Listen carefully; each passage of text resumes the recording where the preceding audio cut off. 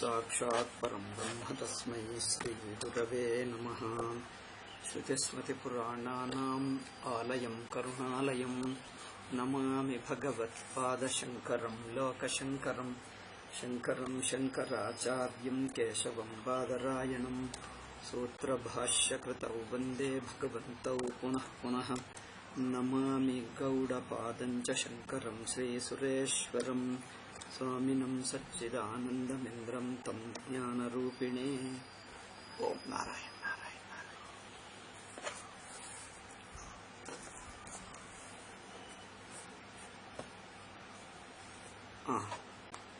ವಿಧಿಮುಖದಲ್ಲಿ ಪ್ರಶ್ನೆ ಏನಿತ್ತು?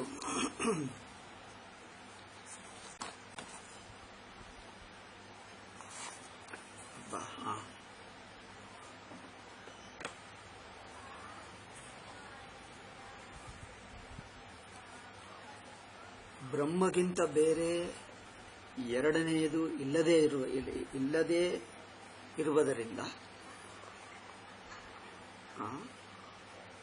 ಲೋಕೆ ಸರ್ಪಸ್ಯ ವಿದ್ಯಮಾನತ್ವ ತದನ್ಯಸ್ಯ ಚ ಸಂಸಾರ ದುಃಖವತೋ ಅಭಾವೇ ಕಸ್ಯ ನಿಷೇಧ ಸ್ಯಾತ್. ಎರಡನೆಯದು ಬ್ರಹ್ಮಗಿಂತ ಬಿಡಿಯಾಗಿ ಇಲ್ಲವೇ ಇಲ್ಲ. ಆದ್ದರಿಂದ ಅದನ್ನು ನಿಷೇಧ ಮಾಡುವುದು ಹೇಗೆ? ಯಾಕಂದ್ರೆ ವಿಧಿಮುಖದಲ್ಲಿ ಇದ್ದ ಅಧ್ಯಾರೋಪಿತವನ್ನು ನಿಷೇಧ ಮಾಡ್ತೀವಿ ಎಂದು ಹೇಳಿದ್ದೀರಿ. ಅಧ್ಯಾರೋಪಿತವಾಗಿರುವ ಎರಡನೆಯದು ಇಲ್ಲವೇ. ಇದನ್ನು ದ್ವೈತಿಗಳು ಇದೇ ಆಕ್ಷೇಪ ಮಾಡಿದ್ದಾರೆ.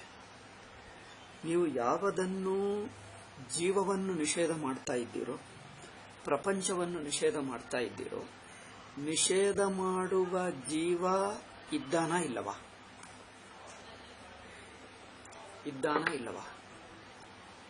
ಇದ್ದರೆ ಅಥವಾ ನೀವದನ್ನು ಇದ್ದಾನ ಇಲ್ಲವಾ ಅವರ ಪ್ರಶ್ನೆ ಮಾಡಲ್ಲ. ಅವರ ಪ್ರಶ್ನೆ ಅದಕ್ಕೆ ನಮ್ಮದನಿಸುತ್ತದೆ. ನೀವವರನ್ನು ನಿಷೇಧ ಮಾಡುವುದರಿಂದಲೇ ಇದ್ದಂತೆ ಆಯಿತು. ಇಲ್ಲದಿದ್ದರೆ ನೀವು ನಿಷೇಧವಾದರೂ ಹೇಗಾಗುತ್ತದೆ ಅದವರ ಪ್ರಶ್ನೆ. ಅವರು ಹಾಗೆ ಮಾಡ್ತಾರೆ. ನಾವು ಹೇಳ್ತೀವಿ, ನೋಡು, ಇದ್ದರೆ ನಿಷೇಧ ಮಾಡಕ್ಕಾಗಲ್ಲ. ನೋಡಿ, ಇದ್ದರೆ ನಿಷೇಧ ಮಾಡಕ್ಕಾಗಲ್ಲ. ಇದ್ದಂತೆ ಅನಿಸುತ್ತಾ ಇದ್ದು ಅಲ್ಲಿ ಇಲ್ಲ, ಅಲ್ಲಿ ಇದ್ದುಕೊಂಡು ಬಿಡುತ್ತಾ ಇಲ್ಲ. ಸಣ್ಣ ವಿಮಾನ ಇಷ್ಟೇ ಸಣ್ಣದೆಂದು ನಮಗೆ ಇಲ್ಲಿ ನಿಂತಿರುವವರಿಗೆ ತೋರಿತು. ಇಲ್ಲಿ ನಿಂತಿರುವವರಿಗೆ ಸಣ್ಣದೆಂದು ತೋರಿತು. ಸಣ್ಣದೆಂದು ತೋರಿದ್ದು, ಲೈಟ್ ಹೆಚ್ಚಾಗಿದೆಯಾ ಏನೋ, ಸಣ್ಣದೆಂದು ತೋರಿತು, ಅಲ್ಲಿ ಇದ್ದುಕೊಂಡು ಹೋಗುತ್ತಾ ಇಲ್ಲ. ದೊಡ್ಡ ವಿಮಾನದಲ್ಲಿ ಸಣ್ಣದಿತ್ತ, ವಿಮಾನದಲ್ಲಿ ಕುಳಿತಿರುವವನಿಗೆ ಕೇಳಿ, ಏನಪ್ಪಾ ಸಣ್ಣ ವಿಮಾನ ಕಂಡು ಬರುತ್ತಾ ಇದ್ದಂತೆ ಎಲ್ಲರಿಗೆ ನಿಮಗೇನಾದರೂ ತೊಂದರೆ ಆಗ್ತಾ ಇದೆಯಾ? ನೀವೆಲ್ಲರೂ ವಿಮಾನದಲ್ಲಿ ಕುಳಿತುಕೊಂಡವರು ಕಂಪ್ರೆಸ್ ಆಗ್ತಾ ಇದ್ದೀರಾ? ಸಣ್ಣ ಇಷ್ಟೇ ಅಂತೆ, ನೀವೆಲ್ಲರೂ ಇಷ್ಟೇ ವಿಮಾನದಲ್ಲಿ ಅಡ್ಜಸ್ಟ್ ಮಾಡುವುದಕ್ಕೆ ತುಂಬಾ ಕಂಪ್ರೆಸ್ ಆಗಿ ಬಿಡ್ತಾ ಇದ್ದೀರಾ? ಯಾರಾದರೂ ಹೇಳ್ತಾರ? ನಮಗೆ ತೋರಿದ್ದು ನಮ್ಮದೇ, ಅಲ್ಲೇನಿಲ್ಲವೇ ಇಲ್ಲ. ಆದ್ದರಿಂದ ಇವರಿಗೆ ಅನಿಸಿದ್ದು ಇಲ್ಲ ಎಂದು ಗೊತ್ತಾಗ್ತದೆ ಅಷ್ಟೇ. ಅನಿಸಿಕೆಯಲ್ಲಿ ಇಲ್ಲ ಅಂದ್ರೆ ಅರ್ಥವೇನು? ಅನಿಸಿಕೆಯೇ ಇರಬೇಕಾಗಿಲ್ಲ ಅಷ್ಟೇ. ಸಿಂಪಲ್ ನೋಡಿ, ಅನಿಸಿಕೆಯೇ ಹೊರತು ಇರಬೇಕಾಗಿಲ್ಲ ಅಷ್ಟೇ ಹೇಳುವುದಿಲ್ಲ ಮಿಥ್ಯ ಅಂದ್ರೆ. ಇನ್ನೊಂದು, ಬ್ರಹ್ಮಗಿಂತ ಎರಡನೇದು ಇಲ್ಲವಲ್ಲ ಅಂದ್ರೆ ಇಲ್ಲದೆ ಇದ್ದು ಎಲ್ಲಿಂದ ಅಧ್ಯಾರೋಪ ಆಗುತ್ತದೆ? ಇಲ್ಲವೇ ಇಲ್ಲವಲ್ಲ. ಲೌಕಿಕ ದೃಷ್ಟಾಂತ ಬೇರೆ. ಲೌಕಿಕದಲ್ಲಿ ಹಗ್ಗ ಒಂದಿದೆ, ಹಾವು ಇನ್ನೊಂದಿದೆ ಅಲ್ಲವೇ? ಹಾವೆಂದು ಬೇರೆ, ನಿಜವಾದ ಹಾವಿದೆ. ಎಲ್ಲೋ ಒಂದು ಕಡೆ ನಿಜವಾದ ಹಾವಿರಬೇಕಲ್ಲವೇ? ನಿಜವಾದ ಹಾವು ಎಲ್ಲೋ ಇದ್ದರೆ ಇಲ್ಲಿ ತಪ್ಪಾಗಿ ತಿಳ್ಕೊಳ್ತೀವಿ. ಹೀಗೆ ಮಾತಾಡ್ತಾರೆ ಅವರು. ನಾವು ಹೇಳುವುದೇನೆಂದ್ರೆ, ಇನ್ನೊಂದು ಬೇಕಾಗಿಲ್ಲ. ಎಲ್ಲವೂ ಇರುವುದು ಬ್ರಹ್ಮೇ, ಇರುವುದೆಲ್ಲ ಒಂದೇ ಬ್ರಹ್ಮ. ಮತ್ತೆ ಬೇರೆ ಎಲ್ಲಿಂದ ಅಂದ್ರೆ ಬೇರೆ ಇಲ್ಲ ಅಂದೇ ನಾವು ಹೇಳ್ತಾ ಇದ್ದೀವಿ. ಇಲ್ಲದ್ದನ್ನು ಅಂದ್ರೆ ಬ್ರಹ್ಮಗಿಂತ ಎರಡನೆಯದು ಇಲ್ಲದ್ದನ್ನು, ಇಲ್ಲದಿರುವುದನ್ನು ಇದ್ದಂತೆ ಅನಿಸಿಕೊಳ್ಳುವುದೇ ಅದೇ ಅಧ್ಯಾಸ. ಇವರೇನು ಹೇಳ್ತಾರೆ? ತಪ್ಪು ತಿಳುವಳಿಕೆಗೆ ಒಂದು ತಪ್ಪು ಇರಬೇಕೇ ವಸ್ತುವು ಎಂದು ಹೇಳ್ತಾರೆ. ತಪ್ಪು ತಿಳುವಳಿಕೆಗೆ ವಾಸ್ತವಿಕ ಏಕೆ ಬೇಕು? ತಪ್ಪು ತಿಳುವಳಿಕೆಗೆ ವಾಸ್ತವಿಕವೇನು ಬೇಕಾಗಿಲ್ಲ ಅಲ್ಲವೇ? ತಪ್ಪಂದರೆ ಇರುವುದು ಬ್ರಹ್ಮ, ಬ್ರಹ್ಮವನ್ನೇ ಜಗತ್ತಾಗಿ ಅವಸ್ಥೆಯಾಗಿ ನೋಡ್ತಾ ಇದ್ದೀವಿ. ಅವಸ್ಥೆ ಎಂಬುದು ಅನಿಸಿಕೆಯೇ ಹೊರತು ಅಲ್ಲಿರುವುದಿಲ್ಲ, ಇರುವುದು ಬ್ರಹ್ಮೆ. ಒಂದು ಪಾಯಿಂಟ್. ಎರಡನೆಯದು, ವಸ್ತುವಾಗಿರಬೇಕು ಅಂದ್ರೆ ವಸ್ತು ಏಕಿರಬೇಕು? ಭ್ರಮವೇ. ಭ್ರಮದಿಂದ ಸತ್ಯ ಎಂದು ಸಿದ್ಧಪಡಿಸಬೇಕಾ? ಭ್ರಮವನ್ನು ಭ್ರಮ ಎಂದು ಸಿದ್ಧಪಡಿಸಬೇಕಾ? ಭ್ರಮದಿಂದ ಸತ್ಯ ಏಕಿರಬೇಕು? ಅದು ನೋಡಿ, ಭ್ರಮದಿಂದ ಒಂದು ಸತ್ಯ ಇರಬೇಕೆನ್ನುಕೊಳ್ಳುವುದೇ ಅನಾವಶ್ಯಕ. ಏಕೆಂದರೆ ಅನುಭವಾನುಸಾರವಾಗಿ ನೋಡಬೇಕೇ ಹೊರತು ಸುಮ್ಮನೆ ಕಲ್ಪನೆ ಮಾಡಿ ಹಾಗಿರಬೇಕು ಹೀಗಿರಬೇಕು ಎಂಬುದು ಲಾಜಿಕ್ ಏನು ಬೇಡ. ಲೌಕಿಕ ಉದಾಹರಣದಲ್ಲಿ, ಲೌಕಿಕ ವಸ್ತುಗಳಲ್ಲಿ ಹಗ್ಗವನ್ನು ಹಾವಾಗಿ ತಿಳ್ಕೊಳ್ಳಬೇಕೆಂದರೆ ಒಂದು ನಿಜವಾದ ಹಾವು ಎಲ್ಲೋ ಒಂದು ಕಡೆ ಇರಬೇಕು. ಅದು ಲೌಕಿಕ ದೃಷ್ಟಾಂತದಲ್ಲಿ ಸರಿ, ಲೌಕಿಕ ದೃಷ್ಟಾಂತದಲ್ಲಿ ಸರಿ. ಆದರೆ ಇಲ್ಲಿ ಇದು ನೇರಾಗಿ ನಮ್ಮ ಅನುಭವಕ್ಕೆ ಅನುಭವವೇ ಪ್ರೂಫ್, ಇನ್ನೇನು ಬೇಕಾಗಿಲ್ಲ. ಇದಕ್ಕೆ ಇನ್ನೊಂದು ದೃಷ್ಟಾಂತ ಬೇಕಾಗಿಲ್ಲ. ಏಕೆಂದರೆ ನಾವು ಅನುಮಾನ ಪ್ರಮಾಣದಿಂದ ಬ್ರಹ್ಮವನ್ನು ಜಗತ್ತಾಗಿ ತಪ್ಪಾಗಿ ತಿಳ್ಕೊಂಡ ಎಂಬುದು ಅನುಮಾನ ಪ್ರಮಾಣದಿಂದೇನು ಸಿದ್ಧಪಡಿಸ್ತಾ ಇಲ್ಲ. ಒಬ್ಬರೇನು ಹೇಳಿದ, ಇಂಥದ್ದಿದೆ ಅಂದ್ರೆ ಅಂಥದ್ದು ನಾನು ಎಲ್ಲಿ ನೋಡಲಿಲ್ಲ ಅಂದ್ರೆ, ಹಿಂದೆ ನೋಡದಿದ್ದರೆ ಈಗ ನೋಡುತ್ತೀರಿ, ಈಗ ಇದೇ ಮೊದಲನೇ ಸಲ ನಡೆಯುತ್ತಾ ಇದೆ ಅಂದ್ರೆ ಅರ್ಥವೇನು? ಒಂದು ಸಲ ಕಳ್ಳತನವಾಯಿತು, ಅಯ್ಯೋ ಇಲ್ಲಿ ಕಳ್ಳತನವಾಯಿತು, ಇಂಥದ್ದು ಯಾವಾಗಲೂ ಆಗಲಿಲ್ಲ ಅಂದ್ರೆ ಹಿಂದೆ ಕಳ್ಳತನ ಆಗದಿದ್ದರೆ ಈಗ ಕಳ್ಳತನ ಆಗಬಾರದು, ಅಥವಾ ಹೀಗೆ ಆಗಿದ್ದು ಕಳ್ಳತನವಲ್ಲ ಎಂದು ಹೇಳ್ತೀರಾ ಏನು? ಹಿಂದೆ ಆಗಲಿಲ್ಲ ಈಗ ಆಯಿತು ಅಷ್ಟೇ. ಹಾಗೆ ಒಂದು ಸಲ ಹಿಂದೆ ಅದಕ್ಕಿನ್ನೊಂದು ದೃಷ್ಟಾಂತ ಇರಬೇಕು, ಆವಾಗಲೇ ಇದು ಅಧ್ಯಾಸ ಆಗುತ್ತದೆ ಎಂಬ ನಿಯಮವೇನಿಲ್ಲ. ಇನ್ನೊಂದು ದೃಷ್ಟಾಂತ ಇರಬೇಕು ಎಂದು ನಿಯಮ ಇಲ್ಲ. ಈಗ ಇದು ಕಂಡು ಬರುತ್ತಾ ಇದೆ, ಇದೇ ಅಧ್ಯಾಸ ಅಷ್ಟೇ. ನೇರಾಗೆ ಹೇಳಿದ್ದೀವಿ. ಜಗತ್ತು ತನ್ನ ಸ್ವರೂಪಕ್ಕಿಂತ ಬಿಡಿಯಾಗಿಲ್ಲ ಎಂದು ಆ ಅನುಭವ ದೃಷ್ಟಿಗೆ ತಿರುಗು, ಇಲ್ಲೇ ಕಂಡು ಬರ್ತಾ ಇಲ್ಲ, ಜಗತ್ತು ಬಿಡಿಯಾಗಿಲ್ಲ ಅಷ್ಟೇ. ಆದ್ದರಿಂದ ಅಧ್ಯಾರೋಪಕ್ಕೆ ಇನ್ನೊಂದು ಬೇಕು ಅಂದರೆ ಲೌಕಿಕ ಹಾವಿನ ದೃಷ್ಟಾಂತ ಬೇಕೆ?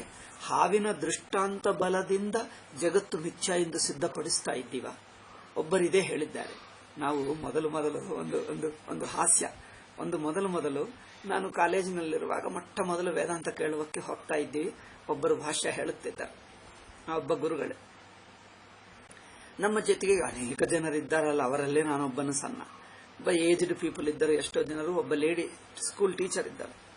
ಅವಳಿಲ್ಲಿ ಕೇಳಿ, ವೇದಾಂತ ಕೇಳಿ, ಅವರು ತನ್ನ ತನ್ನ ಕೊಲೀಗ್ಸ್ಗೆ, ತನ್ನ ಬೇರೆ ಟೀಚರ್ಸ್ಗೆ ಹೇಳುವಕ್ಕೆ ಶುರು ಮಾಡಿದ್ರು. ಜನರಿಗೆ ವೇದಾಂತ ಮೊದಲು ಕೇಳಿದಾಗ ಎಷ್ಟು ಉತ್ಸಾಹ ಇರುತ್ತದಂದ್ರೆ, ಯಾರು ದಾರಿಯಲ್ಲಿ, ರೋಡ್ನಲ್ಲಿ, ಮನೆಯಲ್ಲಿ ಯಾರು ಕಂಡು ಬಂದರೆ ಅವರಿಗೆ ಹೇಳುವುದು ಶುರು ಮಾಡ್ತಾರೆ. ಅವರು ಹೋಗಿ ಹೇಳಿದ್ರೆ ಅವ್ರೇನ್ ಹೇಳ್ತಾರೆ ಗೊತ್ತಾ? ಅವ್ರು ಮಹಾರಾಷ್ಟ್ರ ಲೇಡಿ. ಅವ್ರೇನ್ ಹೇಳ್ತಾರೆ, ದೇಖೋ ಹಮೇ ರಸ್ಸಿ ಜೈಸಾ ಸಾಂಪ್ ದಿಖಾಯಿ ದೇತಾ ಹೈ. ಅವ್ರಿಗೆ ಮಿಕ್ಕ ಜನರಿಗೆ ಹೇಳುವರು, ಹಗ್ಗ ಹೇಗೆ ಹಾವಾಗಿ ತಪ್ಪಾಗಿ ಕಂಡು ಬರ್ತಾ ಇದೆಯೋ ಜಗತ್ತು ಹೇಗೆ ಮಿಥ್ಯ. ಅವ್ರೇನ್ ಹೇಳಿದ್ರೆ ಗೊತ್ತಾ? ಹಮೇ ತೋ ಸಾಂಪ್ ದಿಖಾಯಿ ನೈ ದೇತಾ ಹೈ, ಹಮೇ ತೋ ರಸ್ಸಿ ದಿಖಾಯಿ ದೇತಿ. ಅವ್ರೇನ್ ಹೇಳಿದ್ರು, ಹಾವೆಲ್ಲಿ, ನಮ್ಗೆ ಹಾವು ಕಂಡು ಬರ್ತಾನೆ ಇಲ್ಲ, ನಮಗೆ ಹಗ್ಗನೇ ಇದೆ. ಇವರು ಬಂದು ಹೇಳ್ತಾರೆ, ನಾನು ವೇದಾಂತ ಹೇಳುವುದಕ್ಕೆ ಪ್ರಯತ್ನ ಮಾಡಿದೆ, ನಮ್ಮ ಸ್ನೇಹಿತರು ಕೇಳ್ತಾ ಇಲ್ಲ. ನೀವು ಅವರಿಗೆ ಹೇಳುವುದಕ್ಕೆ ಏಕೆ ಪ್ರಯತ್ನ ಮಾಡ್ತಾ ಇದ್ದೀವಿ? ಅಂದ್ರೆ ಇವರು ಏನೇನು ಓಕೆ. ಇನ್ನೊಬ್ಬರು ಹೇಳಿದರು, ಹಗ್ಗ ಹಾವಾಗಿ ತಿಳ್ಕೊಂಡ್ರೆ ಆಯಿತು, ಹಗ್ಗ ಹಾವಾಗಿ ತಪ್ಪಾಗಿ ತಿಳ್ಕೊಂಡ್ರೆ ತಪ್ಪಾಗಿರಬಹುದು. ಹಗ್ಗ ಹಾವೆಂದು ತಪ್ಪಾದ ಮಾತ್ರದಿಂದ ಈ ಜಗತ್ತು ಹಾಗೆ ತಪ್ಪೇಕೆ ಆಗಬೇಕು? ಹಾವು ತಪ್ಪಂದ್ರೆ ಆಗಿರಬಹುದು, ಒಂದು ಸಲ ತಪ್ಪು ಮಿಸ್ಟೇಕ್ ಮಾಡಿರಬಹುದು. ಒಂದು ಸಲ ಮಿಸ್ಟೇಕ್ ಮಾಡಿದ್ದರೆ ಇಡೀ ಜಗತ್ತು ಮಿಸ್ಟೇಕ್ ಎನ್ನುವುದಕ್ಕೆ ಕಾರಣವೇನು? ಹೀಗೆ ಹೇಳಿದ್ದರೆ ಹೌದಪ್ಪ, ಅದು ನಿಜವೇ, ನಮ್ಮ ಗುರುಗಳು ಹಾಗೆ ಹೇಳಿದ್ದಾರೆ. ಈಗ ಮಾತಾಡ್ತಾರೆ, ಒಂದು ಸಲ ಹಗ್ಗವನ್ನು ಹಾವಾಗಿ ತಪ್ಪಾಗಿ ತಿಳ್ಕೊಂಡಿರಬಹುದು, ಒಂದು ಸಲ ತಪ್ಪಾದರೆ ಇಡೀ ಜಗತ್ತು ತಪ್ಪೆಂದು ಹೇಳ್ತೀರಾ? ಈ ತರ್ಕ ಚೆನ್ನಾಗಿದೆ ಅಂತ ಹೇಳ್ತಾರೆ. ನೋಡಿ, ನಾವು ಜಗತ್ತನ್ನು ಮಿಥ್ಯ ಎಂಬುದು ಒಂದು ತರ್ಕದ ಬಲದಿಂದ ಸಿದ್ಧಪಡಿಸ್ತಾ ಇಲ್ಲ, ಒಂದು ಹಗ್ಗ ಹಾವಿನ ದೃಷ್ಟಾಂತ ಬಲದಿಂದ ಸಿದ್ಧಪಡಿಸ್ತಾ ಇಲ್ಲ. ಒಬ್ಬರು ಹೇಳಿದ ಉದಾಹರಣೆಗೆ ನೋಡ್ತೀನಿ. ಇವರು ಮನೆಯಲ್ಲಿ ಕಳ್ಳತನವಾಯಿತು ಎಂದು ಹೇಳಿದ್ದಾರೆ. ಏಕಪ್ಪ ಕಳ್ಳತನ ಹೇಗಾಯಿತು ಅಂದ್ರೆ, ಅಲ್ಲಿ ಇನ್ನೊಬ್ಬರ ಮನೆಯಲ್ಲಿ ಆಯ್ತು ನೋಡಿ, ಮೊನ್ನೆ ಇನ್ನೊಬ್ಬರ ಮನೆಯಲ್ಲಿ ಆಯ್ತು, ಒಂದು ವಾರ ದಿವಸ ಹಿಂದೆ ಹಾಗೆ ಇದೆ ಆಯ್ತು ಅಂದು. ಇವರೇನು ಹೇಳ್ತಾರೆ, ಇದೇನಪ್ಪ, ಇನ್ನೊಬ್ಬರ ಮನೆಯಲ್ಲಿ ಕಳ್ಳತನ ಆದರೆ ಅದೇ ಪ್ರೂಫ್, ಇದಕ್ಕೆ ಕಳ್ಳತನ ಆಯಿತು ಅನ್ನುವುದಕ್ಕೆ ಅದು ಪ್ರೂಫ್ ಆಗುತ್ತದೆ? ಒಂದು ಕಡೆ ಒಂದು ಆದರೆ ಇನ್ನೊಂದು ಕಡೆ ಅದೇ ಆಗಬೇಕು ಎನ್ನುವುದು ಇದೇನು ಪ್ರೂಫ್ ಅಪ್ಪ, ಇದೇನು ಲಾಜಿಕ್? ಒಂದು ಕಡೆ ಆಯ್ತು ಅಂದ್ರೆ ಆಯ್ತು, ಇದು ಆಯ್ತು ಅಂದ್ರೆ ಇದು ಆಗಿದ್ದಕ್ಕೆ ಕಾರಣವೇನು ಅಂದ್ರೆ ಅವರು ಅದೇ ಹೇಳ್ತಾನೆ. ನಾನು ಹೇಳಿದ್ದೇನಲ್ಲ, ಮೊನ್ನ ವಾರ ಹಿಂದೆ ಅವರ ಮನೆಯಲ್ಲಿ ಆಯ್ತಲ್ಲ, ಇದು ಆಯ್ತು, ಅವ್ರ ಮನೆಯಲ್ಲಿ ಆಯ್ತು, ನಿಮ್ಮ ಮನೆಯಲ್ಲಿ ಆಗಬೇಕಾ? ಅದಕ್ಕಿದಕ್ಕೆ ಏನ್ ಸಂಬಂಧ? ಅಲ್ಲಿ ಆಗಿರಬಹುದು, ಅಲ್ಲಿ ಆದರೆ ಇಲ್ಲಿಯೂ ಆಗಬೇಕಾ? ಅದೇ ಪ್ರೂಫಾ? ಈಗ ಬೇರೆ ಪ್ರೂಫ್ ಬೇಕಾಗಿಲ್ವಾ? ಹಾಗೆ ಹಗ್ಗವನ್ನು ಹಾವಾಗಿ ತಿಳ್ಕೊಂಡ ಮಾತ್ರದಿಂದ ಜಗತ್ತು ಆಗಬೇಕಾ? ಜಗತ್ತು ಬ್ರಹ್ಮದ ತಪ್ಪು ತಿಳುವಳಿಕೆ ಎಂಬುದಕ್ಕೆ ನಾವು ಹಾವಿನ ದೃಷ್ಟಾಂತ ಬಲದಿಂದ ಹೇಳುತ್ತಾ ಇಲ್ಲ. ಹಾವಿನ ದೃಷ್ಟಾಂತ ನಿಮಗೆ ಸಹಾಯಕ. ಹೀಗೆ ಅರ್ಥ ಮಾಡಿಕೋ, ನಿಮಗೆ ಅರ್ಥ ಮಾಡಿಸುವುದಕ್ಕೆ ಸ್ವಲ್ಪ ಸಹಾಯಕವೇ ಹೊರತು ಅದು ಪ್ರೂವಿಂಗ್ ಲಾಜಿಕ್ ಅಲ್ಲ, ಅದು ಪ್ರೂವಿಂಗ್ ಫ್ಯಾಕ್ಟರ್ ಅಲ್ಲ, ಅದು ಸಿದ್ಧಪಡಿಸುವ ಪ್ರಮಾಣವಲ್ಲ. ಹಾಗೆ ಆಗಬಹುದು ಎಂದು ನಿಮ್ಮ ಮನಸ್ಸಿಗೆ ತಿಳ್ಕೊಳ್ಳುವುದಕ್ಕೆ ಒಂದು ಹೆಲ್ಪ್ ಅಷ್ಟೇ, ಒಂದು ಸಹಾಯಕ ಅಷ್ಟೇ. ಜಗತ್ತು ಮಿಥ್ಯ ಎಂಬುದು ನಮ್ಮ ಅನುಭವವೇ ಹೇಳಬೇಕು. ಸುಷುಪ್ತಿಯಲ್ಲಿ ಜಗತ್ತು ಬಿಡಿಯಾಗಿಲ್ಲ, ನಮ್ಮ ಅನುಭವವೇ ನೇರಾಗಿ ಹೇಳುತ್ತಾ ಇದೆ. ನಮ್ಮ ಅನುಭವವೇ ಅದಕ್ಕೆ ಪ್ರೂಫ್ ಅಷ್ಟೇ. ಅದು ಅವಿದ್ಯಾಧ್ಯಾರೋಪಿತವೇ ಹೊರತು ಅವಿದ್ಯಾ ಅಂದ್ರೆ ತಪ್ಪಾಗಿ ಅನಿಸುತ್ತಾ ಇದೆ. ಇನ್ನೊಂದು, ತಪ್ಪಾಗಿ ಅನಿಸುತ್ತಾ ಇದ್ದು ತಪ್ಪುನಲ್ಲಿರುವಾಗ ಹೇಳುತ್ತಾ ಇದ್ದೀವಿ, ಮತ್ತೆ ತಪ್ಪುನಲ್ಲಿರುವಾಗ ತಪ್ಪು ಹೇಳುತ್ತಾ ಇದ್ದೀವಿ. ಅನುಭವ ದೃಷ್ಟಿಗೆ ಬಂದಾಗ ತಪ್ಪು ಇಲ್ಲ ನೋಡಿ. ತಪ್ಪು ಹಿಂದೆ ಇತ್ತು, ಈಗ ಸರಿಯಾಯಿತು ಎಂದು ಅನುಭವವಾಗಲ್ಲ. ಬ್ರಹ್ಮಜ್ಞಾನವಾದಾಗ ಹಿಂದೆ ತಪ್ಪಿತ್ತು, ಈಗ ಸರಿಯಾಯಿತು ಅನ್ಸಲ್ಲ. ತಪ್ಪು ಯಾವಾಗಲೂ ಇರಲಿಲ್ಲ, ತಪ್ಪು ಸರಿ ಮಾಡಬೇಕಾಗೇ ಇರಲಿಲ್ಲ. ತಪ್ಪೆಂಬುದೇ ಇಲ್ಲ, ನಾನು ಎಂದಿಗೂ ಬ್ರಹ್ಮವೇ ಆಗಿದ್ದೇನೆ ಎಂಬುದು ಬ್ರಹ್ಮಜ್ಞಾನವಾಗುತ್ತದೆ. ಅದು ನೋಡಿ, ಬ್ರಹ್ಮಜ್ಞಾನವಾಗುವುದು ತಪ್ಪು ಮೊದಲಿತ್ತು, ಈಗ ಸರಿಯಾಗಿದೆ ಅಂದ್ರೆ ಹಿಂದೆ ತಪ್ಪು ನಂತರ ಸರಿ ಅಂದ್ರೆ ಮತ್ತೆ ಕಾಲಕ್ರಮದಲ್ಲಿ ಆಗುತ್ತದೆ. ಭ್ರಾಂತಿಯನ್ನು ಸರಿ ಮಾಡುವುದು ತಿದ್ದುವುದು ಕಾಲದಲ್ಲಿ ಆಗುತ್ತಾ ಇಲ್ಲ. ಹಿಂದೆ ಮುಂದೆ ಈ ಎರಡು ಕಾಲ ಸಮೇತವೇ ಇಲ್ಲದೆಂದು ಗೊತ್ತಾಗ್ತದೆ. ಏಕೆಂದರೆ ಬ್ರಹ್ಮತ್ವ ಕಾಲರಹಿತವಾದ ಬ್ರಹ್ಮತ್ವ, ಜಗತ್ತಿನಲ್ಲೇ ಕಾಲ ತೋರುತ್ತದೆ. ಅದರಿಂದ ಜಗತ್ತಿನಿಂದ ಬ್ರಹ್ಮಕ್ಕೆ ಬರುವುದು ಕಾಲದಲ್ಲಿ ಬರುವುದಾಗಲ್ಲ. ಜಗತ್ತು ಒಂದು ಕಾಲದಲ್ಲಿತ್ತು ಹೀಗೆ ತಿಳ್ಕೊಳ್ಳಬಾರದು. ಜಗತ್ತು ಒಂದು ಕಾಲದಲ್ಲಿತ್ತು, ಅನಂತರ ಕಾಲದಲ್ಲಿ ಬ್ರಹ್ಮಕ್ಕೆ ಬಂದೆ. ಇದು ಜಗತ್ತು ಕಾಲ ಎಂಬುದು ಒಂದು ಕ್ರಮ ಎಂದು ಹಾಗಿಟ್ಕೊಳ್ಳಬಾರದು. ಕ್ರಮವಿಲ್ಲ. ಏಕೆ? ಕಾಲ ಸಮೇತವೇ ಜಗತ್ತು. ಮತ್ತೆ ಬ್ರಹ್ಮತ್ವ ಅಂದ್ರೆ ಅಲ್ಲಿ ಕಾಲ ಇಲ್ಲ, ಜಗತ್ತು ಇಲ್ಲ, ಬಿಡುವುದಿಲ್ಲ. ಅಧ್ಯಾರೋಪಿಸಿ ಹೇಳುವುದೇಕೆಂದರೆ ಪ್ರಕ್ರಿಯೆಗೋಸ್ಕರ ಅಧ್ಯಾರೋಪ ಒಪ್ಪಿಕೊಂಡುವುದೇ ಹೊರತು ಅನುಭವದಲ್ಲಿ ಬಿಡಿಸಿದ್ದು ಅನಿಸಲ್ಲ. ಹೀಗೆ ಇತ್ತು ಈಗ ಬಿಡಿಸಿದೆ ಎಂದು ಅನುಭವದಲ್ಲಿ ಅನಿಸಲ್ಲ. ಬ್ರಹ್ಮದೃಷ್ಟಿಗೆ ಬಂದಾಗ ನಾನು ಎಂದಿಗೂ ಬ್ರಹ್ಮವಾಗಿದ್ದೇನೆ ಅನಿಸುತ್ತದೆ ಹೊರತು, ನೀವು ಕನಸಿನಿಂದ ಎಚ್ಚರಗೊಂಡಾಗ ನಾನು ಹಿಂದೆ ಕನಸಿನಲ್ಲಿದ್ದೆ, ಈಗ ಹಬ್ಬ ಕನಸು ಬಿಟ್ಟಿತ್ತು, ಒಳ್ಳೆಯದಾಯಿತು, ಇದ್ದರೆ ಅಲ್ಲೇ ಇದ್ದಿದ್ದರೆ ನನ್ನ ಗತಿ ಏನಾಗುತ್ತಿತ್ತು ಎಂದು ಬೇಜಾರು ಮಾಡ್ಕೊಳ್ತಾನ? ಕನಸೇ ಇರಲೇ ಇಲ್ಲ. ಕನಸು ಹೀಗೆ ಅನಿಸುತ್ತದ ಅಲ್ಲವಾ? ಕನಸು ಅನುಭವಿಸುವಾಗಲೂ ಇರಲಿಲ್ಲ, ಈಗ ಇಲ್ಲ, ಎಂದಿಗೂ ಇಲ್ಲ. ನಾನು ಎಂದಿಗೂ ಎಚ್ಚರದವನೇ. ನನಗೂ ಕನಸೇನು? ಕನಸೆಂಬುದು ಯಾರಿಗೂ ಆಗಲಿಲ್ಲ, ನಾನು ಎಚ್ಚರದವನೇ ಎಂದು ಅನುಭವ ಆಗ್ತದೆ. ಹಾಗೆ ಇದು ಅಧ್ಯಾರೋಪ ಎಂಬುದು ಪ್ರಕ್ರಿಯೆಗೋಸ್ಕರ ಹೇಳಿದ್ದೇವೆ ಹೊರತು ಅಧ್ಯಾರೋಪ ಎಂಬುದು ಒಂದು ನಿಜವಾಗಿ ಆಯಿತು, ಈಗ ಅಧ್ಯಾರೋಪವನ್ನು ನಿಜವಾಗಿ ತೆಗೆಯುತ್ತಾ ಇವೆ ಅಂದಲ್ಲ. ನಿಜವಾಗಿ ಅಧ್ಯಾರೋಪ ಅಧ್ಯಾಸ ಆಗುವುದೂ ಇಲ್ಲ, ತೆಗೆಯುವುದೂ ಇಲ್ಲ, ಎರಡೂ ಇಲ್ಲ. ಅಧ್ಯಾಸೋಪ ತೆಗೆಯುವುದು ಎರಡೂ ಇಲ್ಲ. ಅದರಿಂದ ಅವಿದ್ಯಾಧ್ಯಾರೋಪಿತ ನಾಮರೂಪಾದಿ ಪ್ರಯುಕ್ತ ಭ್ರಮೋಪಾಹಾಯ ವಾಕ್ಯ ಪ್ರವೃತ್ತಿ. ಕಲ್ಪಿತವನ್ನು ಕಲ್ಪಿತ ಹೇಳುವುದೇ ಉಪದೇಶ ಅಷ್ಟೇ ಹೊರತು ಇದ್ದನ್ನು ತೆಗೆಯುವುದಲ್ಲ. ತೆಗೆಯಬೇಕಾಗಿಲ್ಲದ ಕಲ್ಪಿತ ಎಂದು ಅಲ್ಲಿ ನೋಡಿ, ಇದ್ದನ್ನು ಇರುವುದನ್ನು ತೆಗೆಯುತ್ತಾ ಇಲ್ಲ. ಅದು ಇಲ್ಲವೇ ಇಲ್ಲವಲ್ಲ, ಅನಿಸಿಕೆ ಇತ್ತು, ಸುಮ್ಮನೆ ಅನಿಸಿಕೆ ಇತ್ತು, ನಿಜವಾಗಿ ಇರಲಿಲ್ಲವಲ್ಲ ಎಂದು ತಿಳಿಸುವುದೇ ಅಷ್ಟೇ. ಇರಲಿಲ್ಲದ್ದು ಇರಲಿಲ್ಲವಲ್ಲ ಎಂದು ತಿಳಿಸುವುದು, ಅದು ನೋಡಿ ಜ್ಞಾನ. ಇದ್ದದ್ದನ್ನು ತೆಗೆಯುತ್ತಾ ಇಲ್ಲ, ಇರುವುದನ್ನು ತೆಗೆಯುವುದಲ್ಲ. ಅದು ಇಲ್ಲವೇ ಇಲ್ಲವಲ್ಲ ಎಂದು ತಿಳಿಸುವುದು. ಹೌದಪ್ಪ, ಇಲ್ಲವೇ ಇಲ್ಲ ಇಲ್ಲ ಅಂತ ಗೊತ್ತಾಗ್ತದೆ ಅಷ್ಟೇ. ಅನಿಸಿಕೆಯೇ ತಪ್ಪು. ಅನಿಸಿಕೆಯೇ ಅನಿಸಿಕೆಯನ್ನು ತೆಗೆಯಬೇಕಂದ್ರೆ ಅನಿಸಿಕೆ ಎಂದು ಗೊತ್ತಾದರೆ ತಾನೇ ಇಲ್ಲ ಎಂದು ಆಯ್ತಲ್ಲ. ಅನಿಸಿಕೆಯೇ ಎಂದು ಗೊತ್ತಾದರೆ ತಾನೇ ಇಲ್ಲ ಎಂದು ಆಯ್ತು. ಹಾಗೆ ಇದು ಸೂಕ್ಷ್ಮ. ನೀವು ಅನಿಸಿಕೆಯಲ್ಲೇ ಇದ್ದುಕೊಂಡುವವರೆಗೂ ಅನಿಸಿಕೆಯನ್ನೇ ಮನಸ್ಸು ಒತ್ತಿ ಹೇಳುತ್ತಾ ಇದೆ. ಆ ಒತ್ತುವವರೆಗೆ ಅರ್ಥವಾಗಲ್ಲ. ಅನಿಸಿಕೆ ಬಿಟ್ಟರೆ ಗೊತ್ತಾಗ್ತದೆ. ಆ ಬಿಡುವುದರಿಂದಲೇ ಗೊತ್ತಾಗ್ತದೆ. ಏನ್ ಮಾಡಕ್ಕಾಗಲ್ಲ. ನೀವು ಅನಿಸಿಕೆಯಲ್ಲೇ ಇದ್ದು ಅನಿಸಿಕೆ ಇಲ್ಲ ಎಂದು ಊಹಿಸಿಕೊಂಡರೆ, ಅನಿಸಿಕೆ ಇಟ್ಟುಕೊಂಡು ಅನಿಸಿಕೆ ಇಲ್ಲ ಎಂದು ಊಹಿಸಿಕೊಂಡರೆ ಅದು ಅನಿಸಿಕೆನೇ ಆಗುತ್ತದೆ. ಆ ಅನಿಸಿಕೆಯಲ್ಲಿದ್ದಾಗ ಯಾವುದು ಬಿಡಲ್ಲ. ನೋಡಿ, ಕನಸಿನಲ್ಲಿದ್ದು, ಉದಾಹರಣೆಗೆ ಕನಸಿನಲ್ಲಿದ್ದರು ನಾನು ಎಚ್ಚರಗೊಂಡನಂತೆ ಎಂದು ಇನ್ನೊಂದು ಕನಸು ನೋಡಿದ್ದರೆ, ನೀವು ಕನಸಿನಲ್ಲಿದ್ದೀರಿ, ನನಗೆ ಒಬ್ಬರು ಗುರುಗಳು ಬಂದರಂತೆ, ಅವರು ಬಂದು ನನಗೆ ಹೇಳ್ತಾ ಇದ್ದಾರಂತೆ ವೇದಾಂತ, ನಾನು ತುಂಬಾ ವೇದಾಂತ ಕೇಳಿದ್ದೀನಂತೆ, ಕೇಳಿ ನಾನು ಕನಸಿನಿಂದ ಎಚ್ಚರಗೊಂಡನಂತೆ ಎಂದು ಇದೇ ನೀವು ಕನಸು ನೋಡ್ತಾ ಇದ್ದರೆ ಎಚ್ಚರಗೊಂಡಂತೆ ಆಗುತ್ತದೆ? ಕನಸಿನಲ್ಲಿ ಎಚ್ಚರಗೊಂಡೇ ಎಂದು ಕನಸು ನೋಡಿದ್ದರೆ ಅದು ಎಚ್ಚರ ಆಗುತ್ತದೆ? ನೋಡಿ, ಇದೆಷ್ಟು ಚೆನ್ನಾಗಿದೆ ನೋಡಿ. ಕನಸಿನಲ್ಲೇ ನಾನು ತುಂಬಾ ವೇದಾಂತ ಓದಿದೆ, ಧ್ಯಾನ ಮಾಡಿದೆ, ಈಗ ಜಗತ್ತಿಲ್ಲ, ನಾಮರೂಪವಿಲ್ಲ, ಈ ಕನಸೆಲ್ಲ ನನಗಿಲ್ಲ ಅಂತೆ. ಈಗ ಇವರಿಲ್ಲೇ ಇದ್ದಾರೆ ನೋಡಿ, ನಾನು ಬಿಟ್ಟು ಹೋಗ್ತೀನಿ ಕನಸು, ಇವರಿಲ್ಲೇ ಇರುತ್ತಾರಂತೆ. ಈಗ ನಾನು ಹೋಗ್ತೀನಿ, ನಾನು ಹೋಗೇ ಬಿಟ್ಟೆ, ಇವರೆಲ್ಲರೂ ಮಾತ್ರ ಹೀಗೆ ಇದ್ದಾರೆ.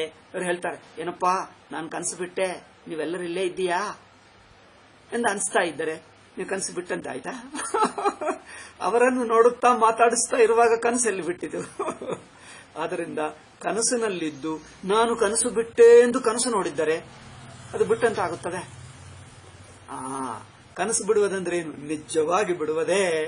ಎಚ್ಚರಗೊಂಡರೆ ಅಯ್ಯೋ ನಾನು ಈಗ ಏನಪ್ಪಾ ಯಾರಾದರೂ ಹೇಳ್ತಾರಾ, ಅಯ್ಯೋ ನಾನು ಮುಂದೆ ಕನಸಿನಲ್ಲಿದ್ದೆ, ತುಂಬಾ ಕಷ್ಟಪಟ್ಟುಕೊಟ್ಟಿಗೆ ಇತ್ತೀಚೆಗೆ ಹೊರಗೆ ಬಂದೆ ಅನ್ನಲ್ಲ. ಕನಸೇ ಇರಲಿಲ್ಲ, ಬರುವುದಿಲ್ಲ, ಏನಿಲ್ಲ. ಕನಸಿನಲ್ಲಿ ಇರುವುದಂತೆ, ಹೊರಗೆ ಬರುವುದಂತೆ. ಕನಸೇ ಇರಲಿಲ್ಲ, ಬರುವುದೇನು ಇರುವುದೇನು ಯಾರೂ ಇಲ್ಲ. ನಾನು ಈ ಎಚ್ಚರವೇ ನಾನು ಅನಿಸುತ್ತದೆ. ಕನಸಕ್ಕೆ ಹೋಗಿ ಹೊರಗೆ ಬಂದೆ ಎಂದು ಅನ್ಸಲ್ಲ. ಕನಸೇ ಇರಲಿಲ್ಲ, ಹೋಗುವುದೇನು ಬರುವುದೇನು, ಅದು ಜ್ಞಾನ ಹಾಗಾಗುತ್ತದೆ ಹೊರತು ಅದರಿಂದ ಕನಸು ಆಗಿದೆ ಅನಿಸುವುದು ಆಗಲಿಲ್ಲ ಎಂಬುದೇ ಗೊತ್ತಾಗ್ತದೆ. ಅದು ಆಗಿದೆ ಎನ್ನುವುದೇ ತಪ್ಪು. ಅನಿಸಿಕೆಯೇ ತಪ್ಪು ಆದರೆ ಇಲ್ಲವೇ ಇಲ್ಲ, ಹೀಗೆ ಜ್ಞಾನವಾಗುತ್ತದೆ ಹೊರತು ಇದೆಲ್ಲ ಊಹಿಸಿ ಹೇಳುವುದು. ಹೇಳಿದ್ದೆಲ್ಲ ಊಹಿಸಿಕೊಳ್ಳಬಾರದು. ನೇರಾಗಿ ಅನುಭವವೇ ನೋಡು, ತಾನೇ ಇಲ್ಲ ಅಷ್ಟೇ. ಜನರೇನ್ ಮಾಡ್ತಾರಂದ್ರೆ ಕನಸಿನಿಂದ ಎಚ್ಚರಗೊಳ್ಳುವುದೆನ್ನುವುದು ಮತ್ತೆ ಕನಸು ನೋಡುವುದಾಗಬಾರದು. ಕನಸಿನಿಂದ ನಿಜವಾಗಿ ಎಚ್ಚರಗೊಳ್ಳಲೇಬೇಕೇ ಹೊರತು ನಾನು ಎಚ್ಚರಗೊಂಡೆ ಎಂದು ಕನಸಿನಲ್ಲಿ ನೋಡಬಾರದು. ಜನರು ಹಾಗೆ ಮಾಡ್ತಾರೆ. ವೇದಾಂತ ನಾನು ಬ್ರಹ್ಮ ಈ ಜಗತ್ತಿಲ್ಲ ಅಂದ್ರೆ ನಾನು ಬ್ರಹ್ಮ ಜಗತ್ತಿಲ್ಲ ಎಂದು ಭ್ರಮೆಯಲ್ಲೇ ಇರುತ್ತಾ ಇದ್ದೀರಾ, ಭ್ರಮೆಯಲ್ಲೇ ಊಹಿಸಿಕೊಳ್ತಾ ಇದ್ದೀರಿ. ಅದು ಇನ್ನೊಂದು ಊಹನೆ ಆಗುತ್ತಾ ಇದೆ, ಅದು ಇನ್ನೊಂದು ಭ್ರಮವೇ ಆಗುತ್ತಾ ಇದೆ. ನಾನು ಭ್ರಮವಲ್ಲ, ನನಗೆ ಭ್ರಮವಿಲ್ಲ, ನಾನು ಬ್ರಹ್ಮನಾಗಿದೆ ಎಂದು ಇನ್ನೊಂದು ಭ್ರಮೆ ಆಗ್ತಾ ಇದೆ. ಹಾಗಾದರೆ ಅದು ಜ್ಞಾನವಾಗಲ್ಲ ಅಲ್ಲವೇ? ಅದರಿಂದ ಹೇಳುವುದಕ್ಕೆ ಪ್ರಕ್ರಿಯೆ ಹೇಳ್ತೀವಿ, ನೀವು ಮನನ ಮಾಡಿಕೊಂಡಾಗ ನಿಮಗೆ ಅರ್ಥವಾಗ್ತದೆ.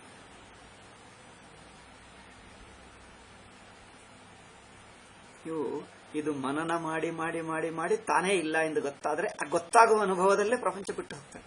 ಯಾವಾಗ ತಾನೇ ಅರಿವು ಎಂದು ಚೇತರಿಸಿಕೊಂಡನೋ ಇದು ಪ್ರಪಂಚ ಇಲ್ಲ. ಓಕೆ. ತಥಾ ಶಾಸ್ತ್ರವಾಕ್ಯಸ್ಯಾಪೀತಿ ನ ಕಿಂಚಿತ್ ವಿರುದ್ಧತೆ. ಲೌಕಿಕ ಭ್ರಮ ಇಲ್ಲ ಎಂದು ಹೇಗೆ ಗೊತ್ತು ಮಾಡಿಕೊಳ್ತೀವೋ, ಭ್ರಮವನ್ನು ತೆಗೆಯುತ್ತಾ ಇಲ್ಲ. ಜನರು ಹೇಳ್ತಾರೆ ಭ್ರಮವನ್ನು ತೆಗೆಯುವುದಲ್ಲ, ಅದು ಭ್ರಮವೇ ಅಲ್ಲ, ನಿಜವಾಗಿಲ್ಲ. ಅದು ಭ್ರಮವೇ ಅಲ್ಲವಲ್ಲ, నిజವಾಗಿಲ್ಲ. అది భ్రమనే కదా, నిజంగా లేదు అంటే పోతుంది. ಅದು ಭ್ರಮವೇ ಅಲ್ಲವಲ್ಲವೇ, ಅದರಿಂದ ನಿಜವಾಗಿಲ್ಲ. ಹಾಗೆ ಇಟ್ ಈಸ್ ಓನ್ಲಿ ಭ್ರಮ ಎಂದು ಭ್ರಮವನ್ನು ಭ್ರಮವಾಗಿ ತಿಳ್ಕೊಂಡ್ರೆ ಚೇತರಿಸ್ತು ಅಷ್ಟೇ. ಈಗ ಯಾವುದು ಬಿಡುವುದಿಲ್ಲ, ಏನು ತೆಗೆದುದಿಲ್ಲ. ಭ್ರಮವನ್ನು ಭ್ರಮ ಎಂದು ತಿಳ್ಕೊಂಡ್ರೆ ಹೋಯ್ತು ಅಷ್ಟೇ. ಈಗ ಇನ್ನೊಂದು ಪ್ರಶ್ನದ ಎರಡನೆಯ ಭಾಗ ಹೇಳಿದ್ದಾರೆ. ಅಧ್ಯಾರೋಪಿತ ವಸ್ತುವು ಕಲ್ಪಿತ. ನೀವು ಇಲ್ಲವೇ ಇಲ್ಲ ಹೇಳಿದ್ದೀರಿ. ಹೌದು, ಇಲ್ಲವೇ ಇಲ್ಲದ್ದು ಕಲ್ಪಿತಕ್ಕೆ ಬ್ರಹ್ಮಕ್ಕೆ ಏನು ಸಂಬಂಧ? ನೀವು ಕಲ್ಪಿತ ವಸ್ತುವಿನ ಜಗತ್ತು ಮೂಲಕವೇ ಬ್ರಹ್ಮವನ್ನು ತಿಳಿಸುತ್ತಾ ಇದ್ದೀರಲ್ಲವೇ? ಕಲ್ಪಿತ ವಸ್ತುವಿಗೆ ಬ್ರಹ್ಮಕ್ಕೆ ಕನೆಕ್ಷನೇ ಇಲ್ಲ. ಕನೆಕ್ಷನೇ ಇಲ್ಲದಿರುವಾಗ ಈ ಕಲ್ಪಿತ ವಸ್ತುವಿನಿಂದ ಬ್ರಹ್ಮಕ್ಕೆ ಹೇಗೆ ಬರುತ್ತೀರಿ? ಅವಿದ್ಯಾದ್ಯಾರೋಪಿತ ದುಃಖಿತ್ವ ಭ್ರಮೋಹ ಭ್ರಮ ಅಪೋಹಾರ್ಥತ್ವಾತ್ ಆತ್ಮನಿ ಪ್ರಕೃತ ಸಂಖ್ಯಾ ಪೂರ್ಣ ಭ್ರಮ ಅಪೋಹವತ್. ಇದಕ್ಕೆ ಹಿಂದಿನ ಪಾಯಿಂಟ್, ಈ ಪಾಯಿಂಟ್ ಪಕ್ಕಕ್ಕಿಡೋಣ. ನಿಷೇಧದ ಸಂಬಂಧ ಪಕ್ಕಕ್ಕಿಡೋಣ. ಆ ಅಧ್ಯಾರೋಪಕ್ಕೆ ಸ್ವಾಮೀಜಿ ಒಂದು ಬೃಹದಾರಣ್ಯಕ ವಾಕ್ಯ ಉದಾಹರಿಸಿದ್ದಾರೆ.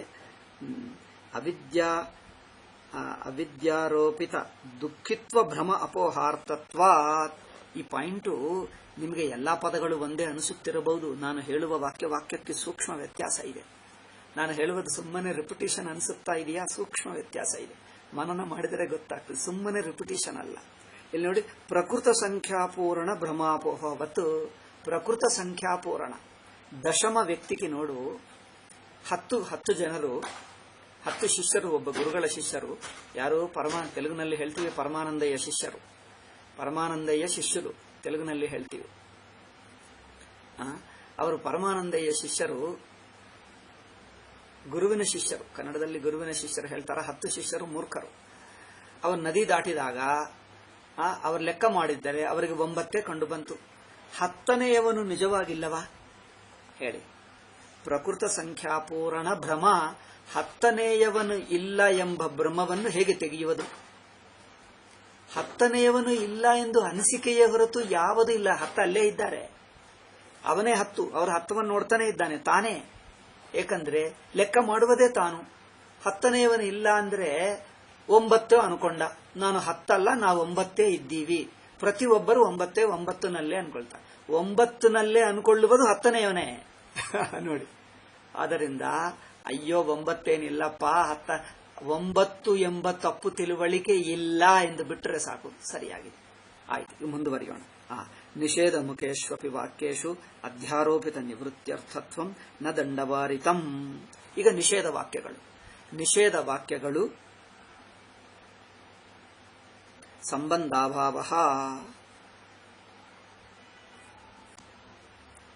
ನಿಷೇಧ ವಾಕ್ಯಗಳಲ್ಲಿ ಯಾವುದು ನಿಷೇಧ ಮಾಡ್ತೀವೋ ವಿಧಿಮುಖ ವಾಕ್ಯದಲ್ಲಿ ಒಂದಿಟ್ಟುಕೊಂಡು ಅದಕ್ಕೂ ಕಾಂಟ್ರಾಸ್ಟ್ ಹೇಳಿದ್ದೀವಲ್ಲ. ಸಣ್ಣದನ್ನು ತೆಗೆದು ದೊಡ್ಡ ಎಂದು ಹೇಳ್ತೀವಿ. ದೊಡ್ಡ ಹೇಳುವುದೇಕೆ ಅಂದ್ರೆ ಸಣ್ಣವನ್ನು ತೆಗೆಯುವುದಕ್ಕೆ, ಅಂದ್ರೆ ಅದಕ್ಕೆ ಕಾಂಟ್ರಾಸ್ಟಿಂಗ್ ಗುಣ ಹೇಳ್ತೀವಿ ವಿಧಿಮುಖದಲ್ಲಿ. ನಿಷೇಧ ಮುಖದಲ್ಲಿ ನೀವು ಯಾವುದನ್ನು ತೆಗೆಯುತ್ತಾ ಇದ್ದೀರಿ ಅಂದ್ರೆ ಯಾವುದೇನು ಇದಕ್ಕೆ ಕಾಂಟ್ರಾಸ್ಟ್ ಎಂದು ಕಾಂಟ್ರಾಸ್ಟ್ ಏನಿಲ್ಲ. ಅಲ್ಲಿ ಎಲ್ಲವೂ ಇಲ್ಲ ಎಂದು ಹೇಳುವುದಷ್ಟೇ. ಯಾವುದೂ ಕಾಂಟ್ರಾಸ್ಟ್ ಬೇಕಾಗಿಲ್ಲ. ಕಾಂಟ್ರಾಸ್ಟ್ ಆಗಿ ಹೇಳುತ್ತಾ ಇಲ್ಲ ಬ್ರಹ್ಮವನ್ನು. ಇದು ಸಣ್ಣದಿಟ್ಕೊಂಡು ಇದು ಸಣ್ಣದಲ್ಲ ಅಲ್ಲವೇ? ಜಡ ಇಟ್ಕೊಂಡು ಪರಮಾತ್ಮ ಜಡವಲ್ಲ, ಜಡವನ್ನು ಇಟ್ಟುಕೊಂಡು ಅಲ್ಲ ಎಂದು ಚೇತನ ಹೇಳ್ತೀವಿ. ಇಲ್ಲಿ ಯಾವುದೋ ಒಂದು ಅಧ್ಯಾರೋಪಿಸಿ ಅದಕ್ಕೆ ಕಾಂಟ್ರಾಸ್ಟ್ ಆಗಿ ಹೇಳ್ತಾ ಇಲ್ಲ. ನಿಷೇಧ ಮುಖದಲ್ಲಿ ಸುಮ್ಮನೆ ನಿಷೇಧ ಅಷ್ಟೇ, ಯಾವುದೂ ಇಲ್ಲ ಅಷ್ಟೇ. ನೇತಿ ನೇರಾಗಿ ನಿಷೇಧ. ಅದು ಸ್ವಲ್ಪ ವ್ಯತ್ಯಾಸ, ಸೂಕ್ಷ್ಮ. ಅನುಭವ ದೃಷ್ಟ್ಯ ನೋಡಿದ್ದರೆ ಇಷ್ಟು ತರ್ಕ, ಇಷ್ಟು ಸೂಕ್ಷ್ಮ ಬೇಕಾಗಿಲ್ಲ. ಯಾರು ಅತಿಯಾಗಿ ತರ್ಕಕ್ಕೆ ಅಭ್ಯಾಸ ಆಗ್ತಾರೋ ಅವರಿಗಿಷ್ಟೆಲ್ಲ ಬೇಕು. ನೇರಾಗಿ ಅನುಭವ ದೃಷ್ಟ್ಯ ನೋಡಿದ್ರೆ ಇದೆಲ್ಲ ಒಂದೇ ಬ್ರಹ್ಮದಲ್ಲಿ ಮುಳುಗಿ ಹೋಗ್ತದೆ ಅಷ್ಟೇ. ಆಯ್ತು. ಈಗ ಇಂದು ಪ್ರಶ್ನೆ, ಯತ್ ಪುನಃಶಂಕಸೆ. ಈ ಅಧ್ಯಾರೋಪಿತ ವಸ್ತುವಿಗೆ ಬ್ರಹ್ಮಗೆ ಏನು ಸಂಬಂಧ? ಇದೊಂದು ಪ್ರಶ್ನೆ.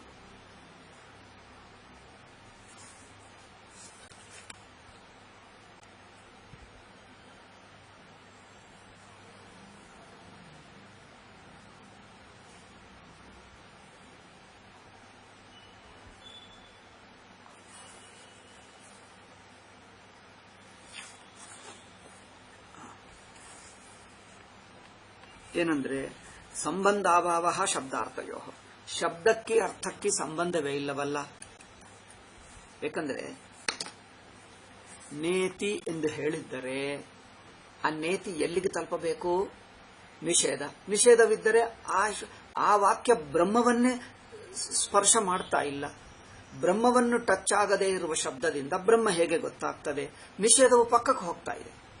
ಇಲ್ಲದನ್ನು ಹೇಳುತ್ತಾ ಇದ್ದೀವಿ ಹೊರತು ಇರುವ ಬ್ರಹ್ಮವನ್ನು ಹೇಳುತ್ತಾ ಇಲ್ಲ. ಅದರಿಂದ ನಿಷೇಧ ವಾಕ್ಯ ಬ್ರಹ್ಮವನ್ನು ಹೇಗೆ ತಿಳಿಸುತ್ತದೆ? ಸಂಬಂಧವಿಲ್ಲವಲ್ಲ. ಸಂಬಂಧವು ಬೇಕಾಗಿಲ್ಲ ಅಷ್ಟೇ ಹೇಳು. ಏನಂದ್ರೆ ವಿದ್ಯತೇವ ದೃಷ್ಟಾಂತೋ ಯಥಾ ಅರ್ಥ ಸಂಬಂಧೋಪಿ ಶಬ್ದೋ ಬೋಧ ನಿಮಿತ್ತೋ ಭವತಿ.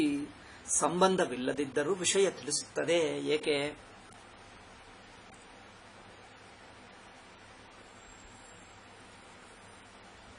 ಅಂದ್ರೆ ತಪ್ಪು ತಿಳುವಳಿಕೆಯಾದ ಹಾವಿಗೆ ಹಗ್ಗಕ್ಕೇನು ಸಂಬಂಧವಿಲ್ಲವಲ್ಲ ಎಂದು ಪ್ರಶ್ನೆ. ಹಾವಿಗೆ ಹಗ್ಗಕ್ಕೆ ಸಂಬಂಧವಿಲ್ಲ, ಪರ್ವಾಗಿಲ್ಲ. ಏಕೆಂದ್ರೆ ಹಗ್ಗ ದೃಷ್ಟಿಗೆ ಹಾವಿಲ್ಲ, ಅದಕ್ಕೋಸ್ಕರ ಸಂಬಂಧವಿಲ್ಲ. ಹಗ್ಗ ದೃಷ್ಟಿಗೆ ಹಾವಿಲ್ಲ, ಅದಕ್ಕೋಸ್ಕರನೇ ಸಂಬಂಧ ಅಸಂಭವ. ಆದರೆ ಇಲ್ಲಿ ವಿಶೇಷ ನೋಡಿ, ತಪ್ಪಾಗಿ ತಿಳಿಯುವುದೇ ಸಂಬಂಧ, ಇನ್ನೇನು ಸಂಬಂಧ? ಏಕೆಂದರೆ ನೀವು ಹಗ್ಗವನ್ನೇ ಹಾವಾಗಿ ತಿಳ್ಕೊಂಡಿದ್ದೀರೇ ಹೊರತು ಪುಸ್ತಕವನ್ನು ಹಾವಾಗಿ ತಿಳ್ಕೊಂಡಿದ್ದೀರಾ? ಹಗ್ಗವನ್ನೇ ಹಾವಾಗಿ ತಿಳ್ಕೊಂಡಿದ್ದೀವೇ ಹೊರತು ಪುಸ್ತಕವನ್ನು ಹಾವಾಗಿ ತಿಳ್ಕೊಂಡಿಲ್ಲ. ಆದ್ದರಿಂದ ಯಾವುದನ್ನು ತಿಳ್ಕೊಂಡಿದ್ದೀವೋ ಅದೇ ಅದಕ್ಕೆ ಆಧಾರ, ಇನ್ನೇನು ಅದೇ ಸಂಬಂಧ. ಅಂದರೆ ನೀವು ತಪ್ಪಾಗಿ ತಿಳ್ಕೊಂಡಿದ್ದನ್ನು ಪಕ್ಕಕ್ಕಿಟ್ಟರೆ ಇರುವುದು ಬ್ರಹ್ಮನೇ ಉಳಿಯುತ್ತದೆ. ಏಕೆ ಅಂದರೆ ನೀವು ತಪ್ಪಾಗಿ ತಿಳ್ಕೊಂಡಿದ್ದು ಬ್ರಹ್ಮವನ್ನೇ ಹೊರತು ಇನ್ನು ಯಾವುದನ್ನು. ಅದರಿಂದ ನಿಷೇಧ ಮಾಡಿದ್ರೆ ಸಾಕು, ಉಳಿಯುವುದು ಬ್ರಹ್ಮವೇ. ನೀವು ತಪ್ಪಾಗಿ ತಿಳ್ಕೊಂಡಿದ್ದು ಹಾವು ತಪ್ಪಾಗಿ ತಿಳ್ಕೊಂಡರೆ, ಹಗ್ಗವನ್ನು ಹಾವಾಗಿ ತಿಳ್ಕೊಂಡರೆ ಹಾವಲ್ಲ ಅಂದರೆ ಹಗ್ಗ ಕಂಡು ಬರುತ್ತದೋ? ಹಾವಲ್ಲ ಎಂದು ಹೇಳಿಬಿಟ್ರೆ ಪುಸ್ತಕ ಕಂಡು ಬರ್ತದೋ? ಏಕೆಂದರೆ ನೀವು ಪುಸ್ತಕವನ್ನು ಹಾವಾಗಿ ತಿಳ್ಕೊಂಡರೆ ಹಾವಲ್ಲ ಎಂದು ಹೇಳಿಬಿಟ್ರೆ ಪುಸ್ತಕ ತಿಳಿಯುತ್ತಿತ್ತು ಅಲ್ಲವೇ? ನೀವು ಹಾವಾಗಿ ತಿಳ್ಕೊಂಡಿದ್ದು ಯಾರನ್ನೋ ಹಾವಲ್ಲ ಎಂದು ಹೇಳಿಬಿಟ್ಟರೆ ಯಾವುದನ್ನು ಹಾವಾಗಿ ತಿಳ್ಕೊಂಡಿದ್ದೀರೋ ಅಲ್ಲಿಗೆ ತಲುಪಿಬಿಡ್ತೀರಿ. ಆದ್ದರಿಂದ ಅಧ್ಯಸ್ಥ ವಸ್ತುವಿಗೆ ಅಧಿಷ್ಠಾನಕ್ಕೆ ಸಂಬಂಧ ಬೇಕಾಗಿಲ್ಲ. ಇಲ್ಲವೇ? ಹಾವಿನಲ್ಲಿರುವಾಗ, ಅಧ್ಯಾಸದಲ್ಲಿರುವಾಗ, ಇಲ್ಲಿ ನೋಡಿ, ನಾವು ಎಚ್ಚರ ಅವಸ್ಥೆಯಲ್ಲಿರುವಾಗ ಎಚ್ಚರಕ್ಕಿಂತ ಸುಷುಪ್ತಿ ಅಂದರೆ ಬ್ರಹ್ಮಸ್ವರೂಪ ಸಾಕ್ಷಿ ಇನ್ನೊಂದು. ಎಚ್ಚರ ಬಿಟ್ಟಾಗ ಸಾಕ್ಷಿ ಎಂಬುದು ಎಚ್ಚರ ಒಂದು, ಬ್ರಹ್ಮ ಇನ್ನೊಂದು ಎಂಬುದು, ಈ ಎರಡೆಂಬ ದೃಷ್ಟಿ, ಈ ದ್ವೈತ ದೃಷ್ಟಿ ಎಚ್ಚರಕ್ಕೆ ಇದೆ. ಎಚ್ಚರದಲ್ಲಿರುವಾಗ ಎಚ್ಚರ ದೃಷ್ಟಿ ಬಿಡು, ಬ್ರಹ್ಮ ದೃಷ್ಟಿ ಪಡ್ಕೋ, ಸುಷುಪ್ತಿ ದೃಷ್ಟಿ ಪಡ್ಕೋ ಎಂಬುದು ಎಚ್ಚರ ದೃಷ್ಟಿಯಲ್ಲಿರುವಾಗ ಹೇಳ್ತೀವಿ. ನೀವು ಸುಷುಪ್ತಿ ದೃಷ್ಟಿಗೆ ಬಂದರೆ ನಾನು ಎಚ್ಚರ ದೃಷ್ಟಿ ಬಿಟ್ಟು ಬಂದೆ ಅನಿಸಲ್ಲ. ಏಕೆಂದರೆ ಸುಷುಪ್ತಿಗಿನ್ನೂ ಎರಡನೇದಿಲ್ಲ. ಅಲ್ಲಿ ನೋಡಿ, ಸುಷುಪ್ತಿ ದೃಷ್ಟಿಯಲ್ಲಿ ಎರಡೆಂದು ಹೇಳಲ್ಲ. ಒಂದು ಅಜ್ಞಾನ ದೃಷ್ಟಿ, ಜ್ಞಾನ ದೃಷ್ಟಿ, ಜ್ಞಾನಾಜ್ಞಾನಗಳು ಎಂಬುದು ಎರಡು ದೃಷ್ಟಿ. ಅಜ್ಞಾನದಲ್ಲಿರುವಾಗಲೇ ಜ್ಞಾನ ಅಜ್ಞಾನ ಎಂದು ಎರಡು. ಇವನು ಜ್ಞಾನಿ ಅಜ್ಞಾನಿ ಎಂಬುದು ಎಲ್ಲಿಗೆ? ಅಜ್ಞಾನಿಯಲ್ಲಿರುವಾಗಲೇ. ಇದು ಗುರು, ಇದು ಶಿಷ್ಯ ಎನ್ನುವುದು ಶಿಷ್ಯನ ದೃಷ್ಟಿಗೆ. ನೋಡಿ, ಈ ಮೂರು ಉದಾಹರಣೆಗಳಲ್ಲಿ ಒಂದೇ ಅರ್ಥ. ಇದು ಎಚ್ಚರ ದೃಷ್ಟಿ, ಇದು ಸುಷುಪ್ತಿ ದೃಷ್ಟಿ ಎಂದು ಎರಡು ದೃಷ್ಟಿಗಳು ಎಚ್ಚರದಲ್ಲಿರುವಾಗಲೇ ಅನಿಸುತ್ತವೆ. ಸುಷುಪ್ತಿ ದೃಷ್ಟಿಗೆ ಬಂದರೆ ಎರಡೂ ಇಲ್ಲ, ಎರಡೆಂಬ ದೃಷ್ಟಿ ಭೇದ ಇಲ್ಲ. ಇದು ಅಜ್ಞಾನ ದೃಷ್ಟಿ, ಇದು ಜ್ಞಾನ ದೃಷ್ಟಿ. ಅಜ್ಞಾನ ದೃಷ್ಟಿಯಲ್ಲಿರುವವನಿಗೆ ತೆಗೆಯುವುದಕ್ಕೆ ಇದು ಜ್ಞಾನ ದೃಷ್ಟಿ, ನಿಷೇಧ ದೃಷ್ಟಿ ಹೇಳಿದ್ದೇವೆ ಹೊರತು ಅಲ್ಲಿ ನಿಷೇಧ ಎಂಬುದಲ್ಲಿ ಏನು ಆಗಲಿಲ್ಲ. ಬ್ರಹ್ಮಕ್ಕೆ ಏನು ನಿಷೇಧ ಆಗಲಿಲ್ಲ, ಬ್ರಹ್ಮ ತಾನೇ ತಾನು. ಹಾಗೆಯೇ ಇದು ಗುರು, ಇದು ಶಿಷ್ಯ ಎಂಬುದು ಶಿಷ್ಯನ ದೃಷ್ಟಿಗೆ ಹೊರತು, ಯಾಕಂದ್ರೆ ಶಿಷ್ಯನಿಗೆ ಗುರು ಬೇಕೇ ಹೊರತು ಗುರುವಿಗೆ ಶಿಷ್ಯ ಬೇಕಾ? ಗುರುವಿಗೆ ಶಿಷ್ಯ ಇಟ್ಟುಕೊಳ್ಳುವುದು ಗುರುವಾಗುವುದಕ್ಕೆ, ಜ್ಞಾನಿಯಾಗುವುದಕ್ಕೆ ಬೇಕಾ? ಶಿಷ್ಯನಿಗೆ ತನಗೆ ಉಪದೇಶ ಮಾಡುವುದಕ್ಕೆ ಗುರು ಬೇಕಾಗ್ತದೆ ಅಲ್ಲವೇ? ಆದರೆ ಡಾಕ್ಟರ್ಗೆ ಬೇಕು. ಡಾಕ್ಟರಿಗೆ ಪೇಷಂಟ್ ಅನ್ನು ಟ್ರೀಟ್ ಮಾಡುವುದಕ್ಕೆ ಡಾಕ್ಟರ್ಗೆ ಬೇಕು.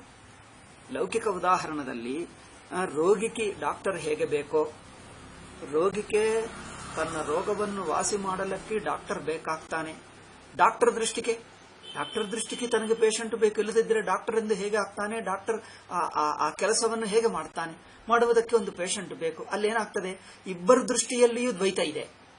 ಡಾಕ್ಟರ್ ದೃಷ್ಟಿಗೆ ತನಗಿಂತ ಬೇರೆ ಪೇಷಂಟ್ ಇದ್ದಾನೆ, ಪೇಷಂಟ್ ದೃಷ್ಟಿಗೆ ಡಾಕ್ಟರ್ ಇದ್ದಾನೆ.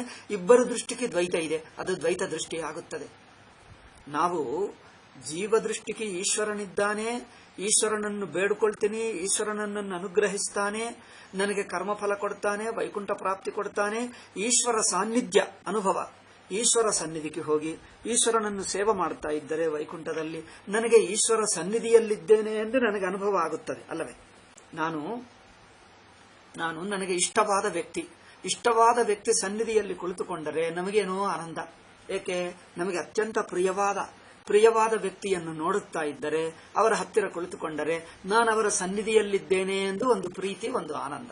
ಹಾಗೆ ನಾನು ಭಗವಂತನ ಹತ್ತಿರಕ್ಕೆ ಹೋದರೆ ನೋಡಿ, ನಾನು ಭಗವಂತನ ಹತ್ತಿರಕ್ಕೆ ಬಂದೆ, ಅಬ್ಬಾ ನನಗೆ ಭಗವಂತನ ಅನುಗ್ರಹ ಸಿಕ್ಕಿತು ನೋಡಿ, ನಾನು ವೈಕುಂಠಕ್ಕೆ ಬಂದೆ, ಈಶ್ವರನ ಸನ್ನಿಧಿಯಲ್ಲಿ ಕುಳಿತುಕೊಂಡೆ, ನನಗೆ ಆನಂದವಾಯಿತು ಎಂದು ಜೀವನಿಗೆ ಭಗವಂತನ ಸನ್ನಿಧಿಯಲ್ಲಿ ಒಂದು ಎಕ್ಸ್ಟ್ರಾ ಆನಂದ ಸಿಗ್ತದೆ ಅಲ್ಲವೇ? ಅದೇ ಭಗವಂತನ ಸನ್ನಿಧಿಯಲ್ಲಿ ಅಥವಾ ವೈಕುಂಠದಲ್ಲಿ ಇಲ್ದಿದ್ದರೆ, ಭೂಲೋಕದಲ್ಲಿದ್ದರೆ ಭಗವಂತ ದೂರವಾಗುತ್ತಾನೆ. ಭಗವಂತನ ದೂರದ ದುಃಖ ಜೀವನಿಗಿರುತ್ತದೆ ಅಲ್ಲವೇ? ಭಗವಂತನಿಗೆ ದೂರವಾಗಿದ್ದೇನೆ ಎಂಬ ದುಃಖ, ಅದೇ ಸಂಸಾರ ದುಃಖ. ಸಂಸಾರ ದುಃಖ ಅಂದ್ರೇನು? ಭಗವಂತನಿಗೆ ದೂರವಾಗಿದ್ದೇನೆ ಎಂಬ ದುಃಖ ಜೀವನಿಗಿರುತ್ತದೆ. ವೈಕುಂಠಕ್ಕೆ ಹೋದರೆ, ವಿಷ್ಣುವಿನ ಸನ್ನಿಧಿಗೆ ಬಂದರೆ, ಆಹಾ ನಾನು ಭಗವಂತನ ಸನ್ನಿಧಿಯನ್ನು ಪಡ್ಕೊಂಡೆ ಅಂದ್ರೆ ಏನಾಯಿತು? ಅವರಿಗೆ ಆನಂದ ಸಿಗ್ತದೆ. ಆಯ್ತಾ? ಇದು ಜೀವನ ದೃಷ್ಟಿಗೆ ಇದೆಯೋ ಭಗವಂತನ ದೃಷ್ಟಿಕೋ ಇದೆಯೋ? ಅಂದರೆ ಜೀವನು ಭೂಲೋಕದಲ್ಲಿದ್ದರೆ, ಭಗವಂತನಿಗೆ ದೂರವಾಗಿದ್ದರೆ ಭಗವಂತನಿಗೂ ಅನಿಸುತ್ತದ, ಅಯ್ಯೋ ಅವರು ದೂರವಾಗಿದ್ದಾನೆ, ನನ್ನ ಮಗು ದೂರವಾಗಿದ್ದಾನೆ ಎಂದು ಭಗವಂತನಿಗೆ ಸ್ವಲ್ಪ ಬೇಜಾರಾಗುತ್ತದ?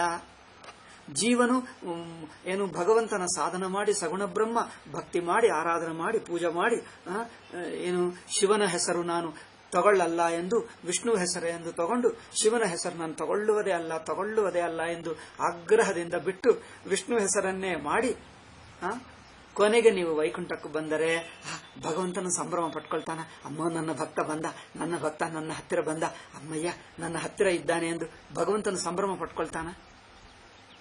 ಭಗವಂತನಿಗೆ ಎಕ್ಸ್ಟ್ರಾ ಆನಂದ ಸಿಗ್ತದೆ ಹೇಳಿ? ತಾಯಿಗೆ ತನ್ನ ಮಗು ದೂರವಿದ್ದರೆ ಎಲ್ಲೋ ಹೋಗುತ್ತಾನೆ ಆಟ ಆಡ್ಕೊಳ್ಳುವುದಕ್ಕೋ ಶಾಲಕೋ, ತುಂಬಾ ದೂರ ಆಯ್ತು, ಅಯ್ಯೋ ತುಂಬಾ ಅಥವಾ ಏನೋ ಊರಿಗೆ ಹೋಗ್ತಾನೋ ಏನೋ ಆಗುತ್ತಾನೆ, ಅಯ್ಯೋ ತುಂಬಾ ದಿವಸ ಆಯ್ತೆ. ಮಗು ತಾಯಿ ಹತ್ತಿರಕ್ಕೆ ಬಂದರೆ ಮಗುವಿಗೆ ಹೇಗೆ ಆನಂದವಾಗ್ತದೋ, ತಾಯಿಯನ್ನು ನೋಡಿದಾಗ ಮಗುವಿಗೆ ಹೇಗೆ ಆನಂದವೋ, ತಾಯಿಗೂ ಹಾಗೆ ಮಗು ಬಂದಾಗ ಆನಂದವಾಗ್ತದೋ ಅಲ್ಲವೋ? ಆಗುತ್ತದೆ. ಅಂದ್ರೆ ಇಬ್ಬರ ಸೈಡ್ ಆಗ್ತಾ ಇದೆ.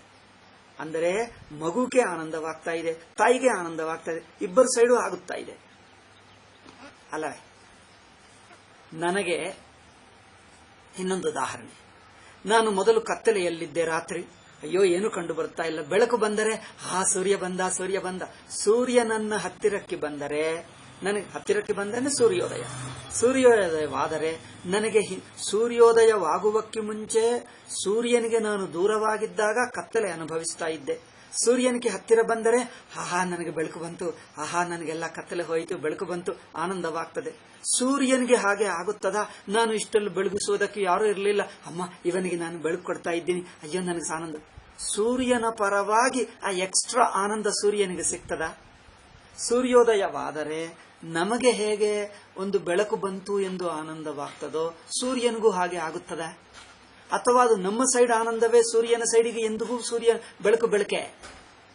ಈಗ ಹಿಂದೆ ಕತ್ತಲೆ ಇತ್ತು, ಅಮ್ಮ ಕತ್ತಲೆ ಹೋಯಿತು, ಈಗ ನಾನು ಸೂರ್ಯನಿಗೆ ಅನಿಸುತ್ತದ ಎಲ್ಲ ರಾತ್ರಿ ಇದ್ದೀನಿ ನಾನು, ಈಗ ನಾನು ಹಗಲು ಬಂದೆ ಎಂದು? ಸೂರ್ಯನು ರಾತ್ರಿಯಲ್ಲಿದ್ದು ಹಗಲಕ್ಕೆ ಬರ್ತಾನ, ಅಥವಾ ನಮಗೆ ಕತ್ತಲೆ ಇದ್ದು ನಮಗೆ ಬೆಳಕಾಗ್ತದೆ? ಹಾಗೆ ಎರಡು ಉದಾಹರಣೆಗಳನ್ನು ಹೇಳಿದ್ದೀನಿ. ತಾಯಿ ಉದಾಹರಣದಲ್ಲಿ ಅಥವಾ ಡಾಕ್ಟರ್ ಉದಾಹರಣದಲ್ಲಿ ಇಬ್ಬರಿಗೂ ದ್ವೈತ ಇರುತ್ತದೆ. ಜೀವನು ಈಶ್ವರನ ಕಡೆಗೆ ಹೋದರೆ ಜೀವನಿಗೆ ಆನಂದ. ಏಕೆ? ಈಶ್ವರ ಸನ್ನಿಧಿಯನ್ನು ಅನುಭವಿಸುತ್ತಾನೆ. ಆ ಸನ್ನಿಧಿಯ ಲಾಭವನ್ನು ಜೀವನಿಗೆ ಸಿಕ್ಕುತ್ತದೆ, ಈಶ್ವರನಿಗೆ ಸಿಗ್ತದೆ. ಅಯ್ಯೋ ಜೀವನ್ ನನ್ನ ಹತ್ತಿರ ಬಂದ ಎಂದು ಹಸುವಿಕೆ, ಕರು ನೋಡಿ, ಕರು ಹತ್ತಿರಕ್ಕೆ ಬಂದರೆ ಹಸುವಿಕೆ ಆನಂದ, ಕರು ಹತ್ತಿರಕ್ಕೆ ಬಂದರೆ. ಹಾಗೆ ಮಗು ತನ್ನ ಹತ್ತಿರಕ್ಕೆ ಬಂದರೆ ತಾಯಿಗೂ ಆನಂದವಾಗ್ತದೆ. ಹಾಗೆ ಒಬ್ಬ ಜೀವನ ತನ್ನ ಹತ್ತಿರಕ್ಕೆ ಬಂದರೆ ಭಗವಂತನಿಗೆ ಆನಂದವಾಗುತ್ತದಾ? ದ್ವೈತಿಗಳು ಹೇಳುತ್ತಾರೆ, ಹೌದು. ದ್ವೈತ, ವಿಶಿಷ್ಟಾದ್ವೈತ, ಎಲ್ಲರ ಅದ್ವೈತೇತರರು. ಏಕೆಂದರೆ ಭಗವಂತ ಜೀವನಿಗೆ ಅನುಗ್ರಹ ಮಾಡುತ್ತಿದ್ದರೆ ಆ ಅನುಗ್ರಹದ ಸ್ಪೆಷಲ್ ಸುಖ ಈಶ್ವರನಿಗಾಗಬೇಕಾ ಅಲ್ವಾ? ಆಗದಿದ್ದರೆ ಈಶ್ವರ ಅನುಗ್ರಹ ಜೀವನ ದೃಷ್ಟಿಗೆ ಹೊರತು ಈಶ್ವರ ದೃಷ್ಟಿಗೆ ಏನು ವ್ಯತ್ಯಾಸ ಇಲ್ಲ. ಈಶ್ವರ ದೃಷ್ಟಿಗೆ ಸೂರ್ಯನ ಹಾಗೆ ಇದ್ದಾನೆ. ಸೂರ್ಯನು ಬೆಳಕು ಕೊಟ್ಟ ಅಂದರೆ ಸೂರ್ಯನಲ್ಲಿ ಏನಾದರೂ ಎಕ್ಸ್ಟ್ರಾ ಚೇಂಜ್ ಆಗುತ್ತದೆ? ಸೂರ್ಯೋದಯವಾದ, ನಮಗೆ ಬೆಳಕು ಕೊಟ್ಟ ಅಂದರೆ ಸೂರ್ಯನಲ್ಲಿ ಏನಾದರೂ ಎಕ್ಸ್ಟ್ರಾ ಆನಂದ ಆಗ್ತದ? ಏನು ಹಿಂದೆ ನಾನು ಬೆಳಗಿಸ್ತಿರ್ಲಿಲ್ಲ, ಈಗ ಬೆಳಗಿಸ್ತಾ ಇದ್ದೀನಿ ಎಂದು ಸೂರ್ಯನಲ್ಲಿ ಏನಾದರೂ ಎಕ್ಸ್ಟ್ರಾ ಬದಲಾವಣೆ ಆಗುತ್ತದ?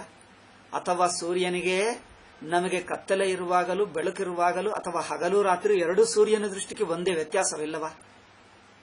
ಸೂರ್ಯನ ದೃಷ್ಟಿಗೆ ವ್ಯತ್ಯಾಸವಿಲ್ಲ ಅಂದರೆ ಇದು ನಮ್ಮ ಅದ್ವೈತ ಈಶ್ವರ. ಅದ್ವೈತಿಗಳು ತಿಳ್ಕೊಳ್ಳುವ ಈಶ್ವರ ಏನೆಂದರೆ, ಜೀವನಿಗೆ ವೈಕುಂಠಕ್ಕೆ ಹೋಗ್ತೀನಿ, ಜೀವನು ಸಗುಣೋಪಾಸನ ಮಾಡಿದ್ದರೆ ಮಾಡು, ನಿಮಗೆ ಅನುಗ್ರಹ ಬೇಕಂದ್ರೆ ಕೊಡ್ತಾನೆ, ಈಶ್ವರ ಅನುಗ್ರಹ ಕೊಡ್ತಾನೆ. ಆದರೆ ಅನುಗ್ರಹ ನನಗೆ ಆಯಿತು ಎನ್ನುವುದು ಜೀವನ ದೃಷ್ಟಿಗೆ ಅನಿಸುತ್ತದೆ. ನಾನು ಸಂಸಾರದಲ್ಲಿದ್ದೇನೆ, ಈಶ್ವರನಿಗೆ ದೂರವಾಗಿದ್ದೇನೆ ಎಂದು ಸಂಸಾರ ದುಃಖ ಜೀವ ಅನುಭವಿಸ್ತಾನ. ತಾಯಿಯು ಅಯ್ಯೋ ಮಗು ದೂರವಾಯಿತು ಎಂದು ತಾಯಿಗೆ ದುಃಖ ಅನಿಸುತ್ತದೆ ಅಲ್ಲವೇ? ಅಯ್ಯೋ ಮಗು ದೂರವಾಯಿತು, ಎಲ್ಲಿದ್ದಾನೋ, ಅಯ್ಯೋ ತುಂಬಾ ಹೊತ್ತಾಯಿತು, ಏನಾಗ್ತಾ ಇದೆಯೋ ಎಂದು. ಮತ್ತೆ ಅವರ ಹತ್ತಿರಕ್ಕೆ ಬಂದರೆ ಏನೋ ಒಂದು ವಿಶೇಷ ಸುಖ ಅಲ್ಲವೇ? ಒಂದು ಎಕ್ಸ್ಟ್ರಾ ಸುಖ ಆಯ್ತಲ್ಲ. ಎಕ್ಸ್ಟ್ರಾ ಸುಖ ಅಂದರೆ ಮಗು ದೂರವಿದ್ದಾಗ ಎಕ್ಸ್ಟ್ರಾ ಸುಖ ಕಡಿಮೆ ಇತ್ತಲ್ಲ. ಹಾಗೆ ಈಶ್ವರನಿಗೂ ಆಗುತ್ತದಾ? ಜೀವನು ಈಶ್ವರ ಹತ್ತಿರಕ್ಕೆ ಹೋಗುವಾಗ ಜೀವನು ವೈಕುಂಠವನ್ನು ಅಥವಾ ವೈಕುಂಠ ರೂಪ ಮೋಕ್ಷ, ಸಗುಣ ಮೋಕ್ಷವನ್ನು ಪಡ್ಕೊಂಡಾಗ ಜೀವನಿಗೂ ಹೇಗೆ ಸುಖವೋ ಈಶ್ವರನಿಗೂ ಸುಖ, ಇಬ್ಬರಿಗೂ ಸುಖವಾಗಿದ್ದರೆ ಅದು ದ್ವೈತ ಎಂದು ಹೇಳ್ತೀವಿ. ಅವರು ಹೇಳ್ತಾರೆ ಈಶ್ವರನು ಸಗುಣ ಅಂದ್ರೆ ಅರ್ಥವೇನು? ಈಶ್ವರಕ್ಕೆ ಅನುಗ್ರಹ ಇಸ್ ಅ ರಿಯಲ್ ಕ್ವಾಲಿಟಿ. ಅನುಗ್ರಹ ಅಂದ್ರೆ ಅವರಲ್ಲಿ ಒಂದು ಗುಣ ಹುಟ್ಟುತ್ತಾ ಇದೆ, ಅನುಗ್ರಹ ಗುಣ ಅವರಲ್ಲಿ ದಯೆ ಎಂದು ಹುಟ್ಟಬೇಕು. ಅದರಿಂದ ದಯದಿಂದ ಪರವಶನಾಗ್ತಾನೆ ಈಶ್ವರನೂ ಪರವಶನಾಗ್ತಾನೆ. ಅದ್ವೈತಿಗಳು ಹೇಳ್ತಾರೆ ಅದು ಜೀವನ ದೃಷ್ಟಿಗೆ. ನಾನು ದೂರವಾಗಿದ್ದೇನೆ ಎಂಬ ದುಃಖ, ಹತ್ತಿರಕ್ಕೆ ಬಂದಿದ್ದೆ, ಈಗ ನಾನು ಹತ್ತಿರಕ್ಕೆ ಬಂದೆ, ನನಗೆ ಎಕ್ಸ್ಟ್ರಾ ಸುಖ ಸಿಕ್ಕಿತು. ಏಕೆ? ಇವರಿಗೆ ಪುಣ್ಯ ಬಲದಿಂದ, ಈಶ್ವರ ಅನುಗ್ರಹ ಬಲದಿಂದ ಇವರಿಗೆ ಈಗ ಎಕ್ಸ್ಟ್ರಾ ಸುಖ ಸಿಕ್ಕಿತು ವೈಕುಂಠಕ್ಕೆ ಹೋದಾಗ. ವೈಕುಂಠಕ್ಕೆ ಹೋಗದಿದ್ದರೆ, ಭೂಲೋಕದಲ್ಲಿದ್ದರೆ, ದೂರವಾಗಿದ್ದರೆ ಸ್ವಲ್ಪ ದುಃಖ ಅನಿಸುತ್ತದೆ. ಹತ್ತಿರಕ್ಕೆ ಹೋದರೆ ಸುಖ, ದೂರವಾಗಿದ್ದರೆ ದುಃಖ ಸಂಸಾರ ಅನಿಸುತ್ತದೆ. ಆದರೆ ಜೀವನಿಗೆ ಈ ಎರಡು ಸ್ಥಿತಿಗಳಿವೆ. ಒಂದು ಬಂಧನಾವಸ್ಥಾ, ಒಂದು ವೈಕುಂಠಾವಸ್ಥಾ. ಅಂದ್ರೆ ಸಗುಣ ಮೋಕ್ಷ, ಲೋಕ ವೈಕುಂಠ ಲೋಕ ಮೋಕ್ಷ ಅಂದ್ರೇನು? ಒಂದು ಸಂಸಾರಾವಸ್ಥಾ, ಒಂದೇನೋ ವೈಕುಂಠ ಪ್ರಾಪ್ತಿ ಎಂಬ ಮೋಕ್ಷಾವಸ್ಥಾ. ಈಶ್ವರನಿಗೆ ಜೀವನು ಪಾಪ ನನ್ನ ಅನುಗ್ರಹ ಪಡ್ಕೊಂಡಿಲ್ಲ ಎಂದು ಒಂದು, ಈಗ ವೈಕುಂಠಕ್ಕೆ ಬಂದರೆ ಅಬ್ಬಾ ನನ್ನ ಅನುಗ್ರಹ ಪಡ್ಕೊಂಡ ಎಂದು. ಈಶ್ವರನಿಗೆ ಎರಡು ಅವಸ್ಥೆಗಳಾಗುತ್ತವ. ಮೊದಲೇನು? ಅನುಗ್ರಹ ಕೊಟ್ಟಿಲ್ಲ ಅವನಿಗೆ, ಈಗ ಅನುಗ್ರಹ ಕೊಟ್ಟೆ, ಆಹಾ ನನ್ನ ಅನುಗ್ರಹ ಸ್ವೀಕಾರ ಮಾಡಿದ ಎಂದು. ಜೀವನು ತನ್ನ ಹತ್ತಿರಕ್ಕೆ ಬಂದರೆ ಈಶ್ವರನು ಪರವಶನಾಗ್ತಾನ. ಅಂದರೆ ಈಶ್ವರನಲ್ಲಿ ಸ್ಪಂದನ ಇಲ್ಲ. ಸ್ಪಂದನ ಅಂದ್ರೆ ಆ ಬದಲಾವಣೆ ಇಲ್ಲ. ಈಶ್ವರ ಒಂದೇ ಬಗೆ ಇರುತ್ತಾನಂದ್ರೆ ಅದೇ ನಿರ್ಗುಣ. ಅಂದ್ರೆ ಈಶ್ವರನಲ್ಲಿ ಚೇಂಜ್ ಇಲ್ಲ. ಈಶ್ವರ ಒಂದೇ ಬಗೆ ಇರುತ್ತಾನೆ. ಹಿಂದೆನೂ ಅದೇ ಅನುಗ್ರಹ, ನಂತರನೂ ಅದೇ ಅನುಗ್ರಹ. ಜೀವನು ಸಂಸಾರದಲ್ಲಿರುವಾಗಲೂ ಅದೇ ಅನುಗ್ರಹ. ಅಂದ್ರೆ ಇವರೇನು ಹೇಳ್ತಾರೆ? ಅಯ್ಯೋ ಈಶ್ವರನಿಗೆ ಏನೂ ಇಲ್ಲವಾ? ಈಶ್ವರನಿಗೆ ನಮ್ಮ ಮೇಲೆ ದಯ, ಅಯ್ಯೋ ನಮ್ಮ ಈ ಭಕ್ತ ಇವನು ಭಕ್ತನಾಗಬೇಕು, ಇವರು ನನ್ನ ಹತ್ತಿರ ಬರಬೇಕು, ನನ್ನ ವೈಕುಂಠಕ್ಕೆ ಬರಬೇಕೆಂದು ಈಶ್ವರನಿಗೆ ಒಂದು ತಹತಃ ಇರಲ್ಲವಾ? ಈಶ್ವರನಿಗೆ ತಹತಃ ಇಲ್ಲದಿದ್ದರೆ ಅಯ್ಯೋ ನಮ್ಮದೇ ಎಲ್ಲ ಗತ್ಯ. ಈಶ್ವರನಿಗೆ ಏನು ಅನಿಸೋದೇ ಇಲ್ಲವಾ? ನೀವು ಮೋಕ್ಷ ಪಡ್ಕೊಂಡ್ರೇನು, ನೀವು ಸಂಸಾರಿ ಆದರೇನು, ಮೋಕ್ಷ ಪಡ್ಕೊಂಡ್ರೆ ನನಗೆ ಎಲ್ಲಿಯಾದರೇನು, ನಮಗೇನು ಎಂದು ಹೇಳುತ್ತಾನ. ಇವರೇನ್ ತಿಳ್ಕೊಳ್ತಾರ ಗೊತ್ತಾ? ಈಶ್ವರನಿಗೂ ನಮ್ಮ ಜೊತೆಗೆ ಆನಂದವಾಗಬೇಕಪ್ಪ. ನಾನು ವೈಕುಂಠಕ್ಕೆ ಬಂದರೆ ಈಶ್ವರನಿಗೆ ಸಂಭ್ರಮವಾದರೆ ನಮಗನ್ಸುತ್ತದೆ, ಹಬ್ಬ ನೋಡು ನಾನು ವೈಕುಂಠಕ್ಕೆ ಬಂದರೆ ಈಶ್ವರನು ನನ್ನನ್ನು ನೋಡಿ ಎಷ್ಟು ಸುಖ ಸಂತೋಷ ಪಟ್ಕೊಂಡ. ನಾನು ಸೇವೆ ಕೊಟ್ಟರೆ, ನಾನು ಸೇವೆ ಮಾಡ್ತಾ ಇದ್ದರೆ ಸೇವೆ ಸ್ವೀಕರಿಸಿ ಸಂತೋಷ ಪಟ್ಕೊಂಡ. ನಾನು ಪುಲಿಹೋರ ಚಕ್ಕೆರೆ ಪೊಂಗಳಿ ದದ್ದೋಜನ ಕೊಟ್ಟರೆ ಅಮ್ಮೋ ಈಶ್ವರನು ಸ್ವಲ್ಪ ನಿಮ್ಮ ಚಕ್ಕೆರೆ ಪೊಂಗಳಿ ಚೆನ್ನಾಗಿದೆ ಎಂದು ಹೇಳಬೇಕಲ್ಲವೇ? ನೀವು ಕೊಟ್ಟಿದ್ದು ಸುಮ್ಮನೆ ತಿಂದು ಏನಿಲ್ಲ ಅಂದ್ರೆ ಅವ್ರಿಗೆ ಬೇಜಾರಾಗಲ್ಲವಾ? ಅವ್ರು ಬಡಿಸಿದಾಗ ಹೆಂಗಸರ್ ನೋಡಿ ಅವ್ರು ಬಡಿಸಿದ್ದರೆ ಚೆನ್ನಾಗಿದೆ ಎಂದು ಹೇಳಬೇಕು. ಹೇಳದಿದ್ದರೆ ಅವ್ರು ಬೇಜಾರು ಮಾಡ್ಕೊಳ್ಳಿ, ಏನಿದು ಸರಿಯಾಗಿಲ್ಲವಾ, ಸುಮ್ಮನೆ ಏನು ಹೇಳದೆ ತಿಂತಾ ಇದ್ದಾರೆ. ಅಮ್ಮ ನೀವು ತಿಂದರೆ ಬಾಯಿ ಮಾತಾಡಬೇಕು, ಸುಮ್ಮನೆ ತಿನ್ನಬಾರದು, ಹೇಳಬೇಕು, ಚೆನ್ನಾಗಿದೆ ಎಂದು ಹೇಳಬೇಕು ಅವರಿಗೆ. ಆವಾಗ ಅಂದರೆ ಈಶ್ವರನಷ್ಟೇ. ವೈಕುಂಠಕ್ಕೆ ಬಂದರೆ ಜೀವರು, ನೀವು ಬಂದಿದ್ದೀಯಪ್ಪ, ನೀವು ಅಲ್ಲಿ ಸೇವೆ ಮಾಡಿದ್ದೀವಿ. ಭೂಲೋಕದಲ್ಲಿರುವಾಗ ತಿರುಪತಿಯಲ್ಲಿ ನೀವು ಬಂದು ಪ್ರತಿನಿತ್ಯ ನೀವು ಪೂಜೆ ಮಾಡಿದ್ದೀವಿ, ಪ್ರತಿನಿತ್ಯ ಆರತಿ ಮಾಡಿದ್ದೀವಿ, ನನಗೆ ನೀವು ಸಕ್ಕರೆ ಪೊಂಗಲಿ ಎಲ್ಲ ನೈವೇದ್ಯ ಕೊಟ್ಟಿದ್ದೀವಿ, ತುಂಬಾ ಚೆನ್ನಾಗಿತ್ತು ಅಂತ ಹೇಳಿದ್ರೆ ಅಮ್ಮ ಭಗವಂತ ನನ್ನ ನೈವೇದ್ಯದಿಂದ ಸಂತೋಷ ಪಟ್ಕೊಂಡ ಎಂದು ಇವರಿಗೆ ಆನಂದವಾಗ್ತದೆ. ಈಶ್ವರನು ಸ್ವಲ್ಪ ನಗಬೇಕಪ್ಪ. ಈಶ್ವರನು ನಾನು ಎಲ್ಲ ಒಂದೇ ಸೂರ್ಯನ ಹಾಗೆ ಬೆಳಕು ಕೊಡ್ತೀನಿ ಅಂದ್ರೆ ಜೀವನ ಹೇಳ್ತಾನೆ ನಾನು ವೈಕುಂಠಕ್ಕೆ ಬಂದರೂ ಏನು ಪ್ರಯೋಜನವಿಲ್ಲ. ಅಂದ್ರೆ ಈಶ್ವರನಲ್ಲಿಯೂ ಪ್ರತಿಕ್ರಿಯಾ ಪ್ರತಿಸ್ಪಂದನ ಆಗಬೇಕಾ, ರೆಸ್ಪಾನ್ಸ್ ಆಗಬೇಕು. ಇದು ದ್ವೈತಿಗಳ ದೃಷ್ಟಿ. ನಾವು ಹೇಳ್ತೀವಿ ಓಕೆ ಪ್ರತಿಸ್ಪಂದನೂ ಆಗಬಹುದು, ಬಟ್ ದಟ್ ಅಗೇನ್ ಜೀವನ ದೃಷ್ಟಿಗೆ ಈಶ್ವರನು ಎಕ್ಸ್ಟ್ರಾ ಪ್ರತಿಸ್ಪಂದನ, ಎಕ್ಸ್ಟ್ರಾ ಪ್ರತಿಕ್ರಿಯೆ ಮಾಡ್ತಾ ಇದ್ದಾನೆ, ಎಕ್ಸ್ಟ್ರಾ ರೆಸ್ಪಾನ್ಸ್ ತೋರಿಸ್ತಾ ಇದ್ದಾನೆ ಎಂದು ಜೀವನ ದೃಷ್ಟಿಗೆ ಅನಿಸಬಹುದು, ಅನಿಸಲಿ, ಅದಕ್ಕೆ ನಾವೇನು ಆಕ್ಷೇಪವಿಲ್ಲ. ವೈಕುಂಠಕ್ಕೆ ಹೋದರೆ ಏಕೆಂದ್ರೆ ನಾನು ವೈಕುಂಠಕ್ಕೆ ಬಂದರೆ ನನಗೆ ಸುಖವೇ ಅಲ್ಲ, Ishwara is also happy with me when I am come to Vaikuntha. ನಾನು ವೈಕುಂಠಕ್ಕೆ ಬಂದರೆ ನನಗೆ ಈಶ್ವರನನ್ನು ನೋಡುವುದರಿಂದ ಆನಂದವಾಗುತ್ತದೆ. ಅಷ್ಟೇ ಅಲ್ಲ, ಈಶ್ವರನಿಗೂ ನನ್ನಿಂದ ಆನಂದವಾಗುತ್ತಾ ಇದೆ ಎಂದು ಅನಿಸಿದ್ದರೆ ನನಗೆ ಎಕ್ಸ್ಟ್ರಾ ಸುಖ ಆಗುತ್ತದಲ್ಲವೇ? ಅದಾಗಬೇಕಲ್ಲವೇ? ಆವಾಗಲೇ ವೈಕುಂಠದ ಸಂತೋಷ. ಇಲ್ಲದಿದ್ದರೆ ನಾನೇ ನನಗೋಸ್ಕರ ಹೋಗ್ತಾ ಇದ್ದೀನಿ, ನಾನು ಬಂದಿದ್ದು ಎಲ್ಲ ನನಗೋಸ್ಕರನೇ. ಈಶ್ವರ ಹೇಳ್ತಾನಾ? ಈಶ್ವರನಿಗೆ ಹೋಗಿ ಏನು ಹೇಳ್ತೀನಿ, ಪ್ರಭು ವಿಷ್ಣು ಪ್ರಭು ಸ್ವಾಮಿ ನಾನು ಬಂದೆ ಅಂದ್ರೆ ಇರೋ, ನಿನ್ನ ಹಾಗೆ ಎಷ್ಟೋ ಜನರಿದ್ದಾರೆ ಇರೋ ಅಂತ ಹೇಳಿಬಿಟ್ರೆ, ಅಯ್ಯೋ ವಿಷ್ಣುಕ್ಕೆ ನಾನು ಬಂದಿದ್ದ ಎಕ್ಸ್ಟ್ರಾ ಸುಖವೇ ಇಲ್ಲ, ನಾನು ಬಂದಿಗ ನನಗೋಸ್ಕರನೇ ಬಂದಂತೆ ಆಗುತ್ತದೆ ಅಲ್ಲವೇ? ನನ್ನನ್ನು ಮೆಚ್ಚಿ ಇಷ್ಟಪಟ್ಕೊಂಡು ನಿನ್ನ ಬರುವುದು ಸಂತೋಷವಾಯಿತು ಎಂದು ವಿಷ್ಣು ಹೀಗೆ ಕಣ್ಣು ತೆಗೆದು ನೋಡಿ ನಕ್ಕಿ ಸಂತೋಷ ಪಟ್ಕೊಂಡ್ರೆ ನಿಮ್ಗೆ ಎಷ್ಟು ಆನಂದವಾಗ್ತದೆ.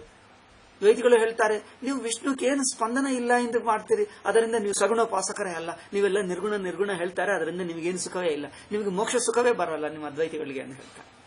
ನೋಡಿ ನೀವು ಮೋಕ್ಷ ಸುಖವೇ ಇಲ್ಲ ನಿಮ್ಗೆ. ಏಕೆ? ನೀವು ವೈಕುಂಠವೇ ಹೋಗಲ್ಲ, ವೈಕುಂಠಕ್ಕೆ ಹೋದರೂ ನಿಮ್ಮನ್ನು ನೋಡಿ ಭಗವಂತ ನಗೋದೇ ಅಲ್ಲ.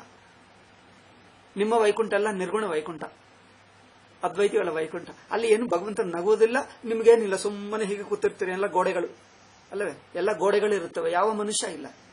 ನಿಮ್ಮ ನಿರ್ಗುಣ ವೈಕುಂಠದಲ್ಲಿ ಗೋಡೆಗಳಿರುತ್ತವೆ, ನೀವೊಬ್ಬನೇ ಇರ್ತೀರಲ್ವೇ ಅದ್ವೈತ. ಅವ್ರೇನು ಹೇಳ್ತಾರೆ ಗೊತ್ತಾ? ನಿಮ್ಮ ಅದ್ವೈತ ಮೋಕ್ಷದಲ್ಲಿ, ಅದ್ವೈತ ವೈಕುಂಠದ ಎಲ್ಲ ಗೋಡೆಗಳಿರುತ್ತವೆ, ನೀವೊಬ್ಬನೇ ಇರ್ತೀವಿ, ಜೈಲಿನಲ್ಲಿರುವ ಹಾಗೆ. ನಮ್ಮ ವೈಕುಂಠ ನೋಡು, ವಿಷ್ಣು ಇರುತ್ತಾನೆ, ನಮ್ಮನ್ನು ನೋಡ್ತಾ ಇರುತ್ತಾನೆ. ನೀವೇನೋ ಸಕ್ಕರೆ ಪೊಂಗಲ್ ಕೊಟ್ಟರೆ ನಗುತ್ತಾನೆ, ತಗೊಳ್ತಾನೆ, ಬಾಯಿಯಲ್ಲಿ ಹಾಕೊಂಡು ಸಂತೋಷ, ಚೆನ್ನಾಗಿದೆ ಹೇಳ್ತಾರೆ. ನಮ್ಗೆ ಎಷ್ಟು ಆನಂದವಾಗ್ತದೆ. ನಿಮಗೆ ಏನಾಗುವುದೇ ಅಲ್ಲ. ನೀವು ವೈಕುಂಠ ಗೋಡೆಗಳು ನೋಡ್ಕೊಳ್ತೀರಿ, ನಿಮಗೆ ಏನಿಲ್ಲ. ನಿಮ್ಮ ಮುಖ ನೀವೇ ನೋಡ್ಕೊಳ್ತೀರಿ, ಏನಿಲ್ಲ. ಚೆನ್ನಾಗಿದೆ ಹೀಗೆ ಹೇಳಿದ್ರೆ. ಇದೆಲ್ಲ ಹೇಳಿದ್ರೆ ನಿಮ್ಗೆ ಅನ್ಸಬಹುದು ಅದ್ವೈತಿಗಳಿಗೆ, ಹೌದಪ್ಪ ಅದ್ವೈತವೇ ಚೆನ್ನಾಗಿದೆ ಎಂದು. ನಾನು ಎಲ್ಲೋ ಒಂದು ಹೇಳಿದ್ದರೆ ಅವನು ಹೇಳಿದ, ಅದಪ್ಪ ಅದೇ ಚೆನ್ನಾಗಿದೆ ಎಂದು. ಜನರಿಗೆ ಅದ್ವೈತ ಹೇಳುವವರಲ್ಲಿ ಎಲ್ಲರಿಗೆ ಅದ್ವೈತಕ್ಕೆ ಯೋಗ್ಯತೆ ಏನಿಲ್ಲ, ಯಾರೋ ಕೆಲವರಿಗೆ ಇದೆ. ಅದು ದ್ವೈತ ಕೇಳಲಿಲ್ಲ, ನೀವು ಕೇಳಿ ಎಷ್ಟು ಆಕರ್ಷಿತರಾಗ್ತೀರಿ. ಹೌದಪ್ಪ ಅದೇ ಚೆನ್ನಾಗಿದೆ, ಅದ್ವೈತ ಎಲ್ಲ ಬಿಟ್ಟು ಅಲ್ಲಿಗೆ ಹೋಗಿಬಿಡ್ತಾರೆ. ಅಲ್ಲಿ ಹೋದಾಗ ನಿಮ್ಮನ್ನು ನೋಡಿದಾಗ ನೀವು ಕೊಟ್ಟಿರುವ ಸಕ್ಕರೆ ಪೊಂಗಳಿ ದದ್ದೋಜನ ತಿಂದು ಭಗವಂತ ಸಂತೋಷನ. ದದ್ದೋಜನ ಅಂದ್ರೆ ಮೊಸರನ್ನ ಎಂದರ್ಥ. ಸಕ್ಕರೆ ಪೊಂಗಳಿ ಅಂದ್ರೆ ನೀವೇನು ಹೇಳ್ತಾರೋ ಕನ್ನಡದಲ್ಲಿ ಸಕ್ಕರ ಅನ್ನ, ಅದು ಸಕ್ಕರೆ ಪೊಂಗಳಿ ಹೇಳ್ತೀವಿ. ಪೊಂಗಲ್ ಹೇಳ್ತೀರಲ್ಲದೆ, ಪೊಂಗಲ್ ತಮಿಳರು ಹೇಳ್ತಾರೆ ಪೊಂಗಲ್. ಆ ಸಕ್ಕರೆ ಪೊಂಗಳಿ. ಪುಲಿಹೋದರ ಅಂದ್ರೆ ಚಿತ್ರಾನ್ನ. ಈ ಮೂರು ವಿಷ್ಣುವಿಗೆ ಇಷ್ಟ, ಈ ಮೂರೇ ಹೆಚ್ಚು. ಅಥವಾ ಪರಮಾನ್ನ ಹೇಳ್ತಾರೆ ಆಂಧ್ರದಲ್ಲಿ. ಪರಮಾನ್ನ ಅಂದ್ರೆ ಪಾಯಸ. ನೀವಿದು ನೈವೇದ್ಯ ಕೊಟ್ಟಾಗ ವೈಕುಂಠಕ್ಕೆ ಹೋಗಿ ಅಲ್ಲಿ ನೈವೇದ್ಯ ಮಾಡಬೇಕು. ಇಲ್ಲದಿದ್ದರೆ ಭಗವಂತನಿಗೆ ನಿಮಗೆ ಏನು ಸಂಬಂಧಪ್ಪ? ಪ್ರತಿ ದಿವಸ ಏನು ಸಕ್ಕರೆ ಪೊಂಗಲ್ ಮಾಡಬೇಕು, ನೈವೇದ್ಯ ಮಾಡಿ ಅಲ್ಲಿ ಕೊಡ್ತಾರೆ. ಕೊಟ್ಟರೆ ಭಗವಂತ ನೈವೇದ್ಯ ತಿಂದು ಸಂತೋಷ ಪಟ್ಕೊಳ್ತಾನೆ. ಅದ್ವೈತಿಗಳು ಏನು ಹೇಳ್ತಾರೋ ಗೊತ್ತಾ? ಸ್ವಲ್ಪ ಹೇಳಿದ್ದು ಕಟು ಅನಿಸುತ್ತದೆ ನಿಮಗೆ, ಆದರೆ ಕೇಳಿ. ನೀವು ಸಕ್ಕರೆ ಪೊಂಗಲ್ ಕೊಟ್ಟಿದ್ದೀವಿ, ನೋಡಿ ನಿನ್ನನ್ನು ನೋಡಿ ನಗುತ್ತಾನೆ, ನಿಮಗೆ ಸಂತೋಷವಾಯ್ತಪ್ಪ, ವೈಕುಂಠಕ್ಕೆ ಬನ್ನಿ. ಸ್ವಲ್ಪ ಹೊತ್ತಿಗೆ ಪಕ್ಕಕ್ಕೆ ಇನ್ನೊಬ್ಬರು ಬರುತ್ತಾರೆ ಅಲ್ಲವೇ? ಎಷ್ಟೋ ಜನರು ಭಕ್ತರು, ನಮ್ಮಂತ ಭಕ್ತರು ಎಷ್ಟೋ ಇರುತ್ತಾರೆ. ಅಲ್ಲಾಗ ನೀವು ಬರ್ತೀರಿ ವೈಕುಂಠಕ್ಕೆ. ನೀವೇನೋ ಸಕ್ಕರೆ ಪೊಂಗಲಿ ತಂದಾಗ ನಿಮ್ಮ ಸಕ್ಕರೆ ಪೊಂಗಲಿ ತಗೊಂಡು ಚೆನ್ನಾಗಿದೆ ಎಂದು ನಿನ್ನನ್ನು ನೋಡಿ ನಗುತ್ತಾನೆ. ಆವಾಗ ನನಗೇನನ್ಸಬೇಕು? ಅಯ್ಯೋ, ಅವರನ್ನು ನೋಡಿ ನಗುತ್ತಾ ಇದ್ದಾನೆ, ನನ್ನನ್ನು ಹಿಂದೆ ನಕ್ಕಿದ, ಈಗ ಮುಗೀತಲ್ಲ, ಇನ್ನೊಬ್ಬರನ್ನೇ ನಗುತ್ತಾ ಇದ್ದಾರೆ, ನನ್ನ ನಗುತ್ತಾನೆ ಇಲ್ಲ. ಕಡಿಮೆ ಆಯ್ತಾ ನನಗೆ? ಮತ್ತೆ ಜೈ ವಿಜಯಿಗರಿಗೆ ಅದೇ ಆಯ್ತು ದುಃಖ. ವೈಕುಂಠಕ್ಕೆ ಹೋದ ನಂತರ ಅವರಿಗೆ ಏಕಪ್ಪ ದುಃಖ. ಸನಕಾದಿಗಳು ಬಂದರೆ ಇಲ್ಲೇ ಇರು, ನಮ್ಮ ಸ್ವಾಮಿಗೆ ಡಿಸ್ಟರ್ಬ್ ಆಗ್ತದೆ ಎಂದು ಹೇಳಿದ. ವೈಕುಂಠ ಹೋದ ನಂತರ ಮತ್ತೆ ಇದೇನು? ಏಕೆಂದರೆ ಇಫ್ ಭಗವಂತನ ಪ್ರೀತಿ, ಭಗವಂತನ ಮುಖದಲ್ಲಿ ಬದಲಾವಣೆ ಅಂದ್ರೆ ಏನು, ಫೇಶಿಯಲ್ ಜೆಸ್ಚರ್ಸ್ ಬದಲಾಯಿಸಬೇಕಾದರೆ ಅದು ಎಂದಿಗೂ ಇರುತ್ತದ? ಒಂದೇ ಬಗೆ ನೀವು ಸಕ್ಕರೆ ಪೊಂಗಲಿ ಕೊಟ್ಟಾಗ ನಿರಂತರವಾಗಿ ನಗುತ್ತಾನೇ ಇರ್ತಾನ, ಬಾಯಿ ಹೀಗೆ ಆಲ್ವೇಸ್ ಕಂಟಿನ್ಯೂಸ್ಲಿ ಮಾಡಲ್ಲ. ಸ್ವಲ್ಪ ಹೊತ್ತು ಇನ್ನೊಬ್ಬರನ್ನು ನೋಡ್ತಾನೆ, ಆವಾಗ ನಿನಗೇನನ್ಸಬೇಕು? ಅಷ್ಟೇ ಅಲ್ಲ, ಭೂಲೋಕದಲ್ಲಿ ಬೇರೆ ಜನರಿದ್ದಾರಲ್ಲ, ಭಗವಂತ ನಿನ್ನನ್ನೇ ನೋಡುವುದಲ್ಲ ವೈಕುಂಠದಲ್ಲಿ, ಕೆಲವೊಮ್ಮೆ ಭೂಲೋಕ ಜನರನ್ನು ನೋಡುತ್ತಾನೆ. ಆವಾಗ ಏನಾಗ್ತದೆ? ಭಗವಂತ ನೀವೇ ಹೇಳಿದ್ದಿರಲ್ಲ, ಭೂಲೋಕದಲ್ಲಿರುವ ಜೀವರನ್ನು ನೋಡಿ ಭಗವಂತ ಸ್ವಲ್ಪ ಅಸಂತೋಷ ಪಟ್ಕೊಳ್ಳಬೇಕು, ವೈಕುಂಠಕ್ಕೆ ಬಂದ ಭಕ್ತರನ್ನು ನೋಡಿ ಸಂತೋಷ ಪಟ್ಕೊಳ್ಳಬೇಕು. ಮತ್ತೆ ವಿಷ್ಣುವು ಆ ಮಿಕ್ಕ ಜನರನ್ನು ನೋಡಿದಾಗ ಸ್ವಲ್ಪ ಮುಖ ಸೀರಿಯಸ್ ಆಗುತ್ತದೆ. ಸೀರಿಯಸ್ ಮುಖ ವಿಷ್ಣು ನೋಡಿದರೆ ನಿಮಗೇನು ಅನಿಸುತ್ತದೆ? ನಿಮ್ಮ ಮುಖ ಸೀರಿಯಸ್ ಆಗಿಬಿಡ್ತದೆ. ಅಯ್ಯೋ, ವಿಷ್ಣು ಮೂಡ್ನಲ್ಲಿಲ್ಲ, ಆಯ್ತಾ? ನಿಮ್ಮ ವೈಕುಂಠ ಸುಖ ಏನಾಗಲಿ ಗತಿ? ನೀವು ಹೇಳಿದ್ದೀರಿ ನಿಮ್ಮನ್ನು ನೋಡಿ ವಿಷ್ಣು ನಗುತ್ತಾ ಇದ್ದರೆ ನಿಮಗೆ ಎಕ್ಸ್ಟ್ರಾ ಸುಖ ಸಿಗ್ತದೆ. ಅದ್ವೈತಿಗಳಿಗೆ ಗೋಡ ಇರುತ್ತದೆ, ಏನು ಸುಖ ಇಲ್ಲ, ವಿಷ್ಣು ಇಲ್ಲ, ನಗುವುದಿಲ್ಲ. ನೀವು ದ್ವೈತವಾದರೆ ಇನ್ನೊಂದು ಇರುತ್ತದೆ. ನೀವು ವೈಕುಂಠಕ್ಕೆ ಬಂದಿದ್ದು ನೋಡಿ ಆಹಾ ಅವ್ರು ನಗುತ್ತಾನೆ. ನಿಮ್ಮ ನಿರ್ಗುಣ ವೈಕುಂಠದಲ್ಲಿ ಏನಿಲ್ಲ, ಖಾಲಿ ಖಾಲಿ ಮೈದಾನ ಇರುತ್ತದೆ, ಗೋಡೆಗಳು ಇರುತ್ತವೋ ಇಲ್ಲವೋ? ನಿಮ್ಮ ಅದ್ವೈತಿಗಳ ವೈಕುಂಠದಲ್ಲಿ ಇದೆಲ್ಲ ಅವ್ರ ಕಲ್ಪನಾ. ಅದ್ವೈತಿಗಳ ವೈಕುಂಠದಲ್ಲಿ ನಿರ್ಗುಣ ಅಂದ್ರೆ ಮೈದಾನ, ಇಲ್ಲಿ ಗೋಡೆ ಇಲ್ಲ, ಏನಿಲ್ಲ ಅಲ್ಲವೇ? ಗೋಡೆನೂ ಇಲ್ಲ, ಏನು ಕಂಡು ಬರಲ್ಲ, ಎಲ್ಲ ಶೂನ್ಯ, ಖಾಲಿ ಖಾಲಿ. ದೂರ ನೋಡು, 10 ಕಿಲೋಮೀಟರ್ 20 ಕಿಲೋಮೀಟರ್ ಖಾಲಿ ಖಾಲಿ ಕಂಡು ಬರ್ತದೆ, ಒಂದು ಪಕ್ಷಿ ಕಂಡು ಬರಲ್ಲ. ನಮ್ಮ ವೈಕುಂಠದಲ್ಲಿ ನೋಡು, ಪಕ್ಷಿಗಳಿರುತ್ತವೆ, ಮರ ಗಿಡಗಳಿರುತ್ತವೆ, ಎಲೆಗಳಿರುತ್ತವೆ, ಹೂಗಳಿರುತ್ತವೆ. ನಿಮ್ಮದೇನು ಎಲ್ಲ ಖಾಲಿ ಅನಂತ ಆಕಾಶ. ನಿಮ್ಮ ಲಾಕ್ ಡೌನ್ ಆಗಿರುತ್ತದೆ ನಿಮ್ಮ ಅದ್ವೈತಿಗಳ ವೈಕುಂಠ. ಲಾಕ್ ಡೌನ್ ನಲ್ಲಿ ಏನಿಲ್ಲ. ನಮ್ಮದು ಲಾಕ್ ಡೌನ್ ಬೆಚ್ಚಿದಾಗ ಹೊರಗೆ ಹೋಗ್ತೀವಿ, ರೋಡ್ಗೆ ಹೋಗ್ತೀವಿ, ಪಾರ್ಕ್ ನೋಡ್ತೀವಿ. ನಮ್ಮದು ವೈಕುಂಠ ನೋಡು, ಲಾಕ್ ಡೌನ್ ಮುಗಿದ ನಂತರ ನಮ್ಮ ವೈಕುಂಠ ನೋಡು ಕಂಡು ಬರ್ತದೆ. ನಿಮ್ಮ ವೈಕುಂಠ ಲಾಕ್ ಡೌನ್ ಆಗಿರುತ್ತದೆ ಅಲ್ಲವೇ? ಅದ್ವೈತಿಗಳ ವೈಕುಂಠ ಅವರು ಹಾಗೆ ಹೇಳ್ತಾರೆ. ಏನು ಎಲ್ಲ ಶೂನ್ಯ ಶೂನ್ಯ, ಏನಿಲ್ಲ, ನೀವೊಬ್ಬನೇ ಇರುವುದು. ಬೇಜಾರಾಗಲ್ಲವ? ನೋಡಿ ಅವ್ರ ಮಾತು. ಅಂದ್ರೆ ಇನ್ನೊಬ್ಬರು ಬೇಕೆಂದು ಇಟ್ಕೊಂಡೇ ಮಾತಾಡ್ತಾ ಇದ್ದಾರೆ ಅವರು.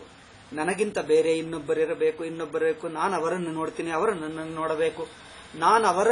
ನಾನು ವಿಷ್ಣುವಿನ ಹತ್ತಿರಕ್ಕೆ ಬಂದಾಗ ನಾನು ಬಂದೆ ಎಂದು ಹೇಗೆ ಅನಿಸುತ್ತದೋ, ವಿಷ್ಣು ಪ್ರತಿಸ್ಪಂದನ, ಪ್ರತಿಕ್ರಿಯೆ, ತೆಲುಗಿನಲ್ಲಿ ಪ್ರತಿಸ್ಪಂದನ ಹೇಳ್ತೀವಿ, ಪ್ರತಿಕ್ರಿಯೆ.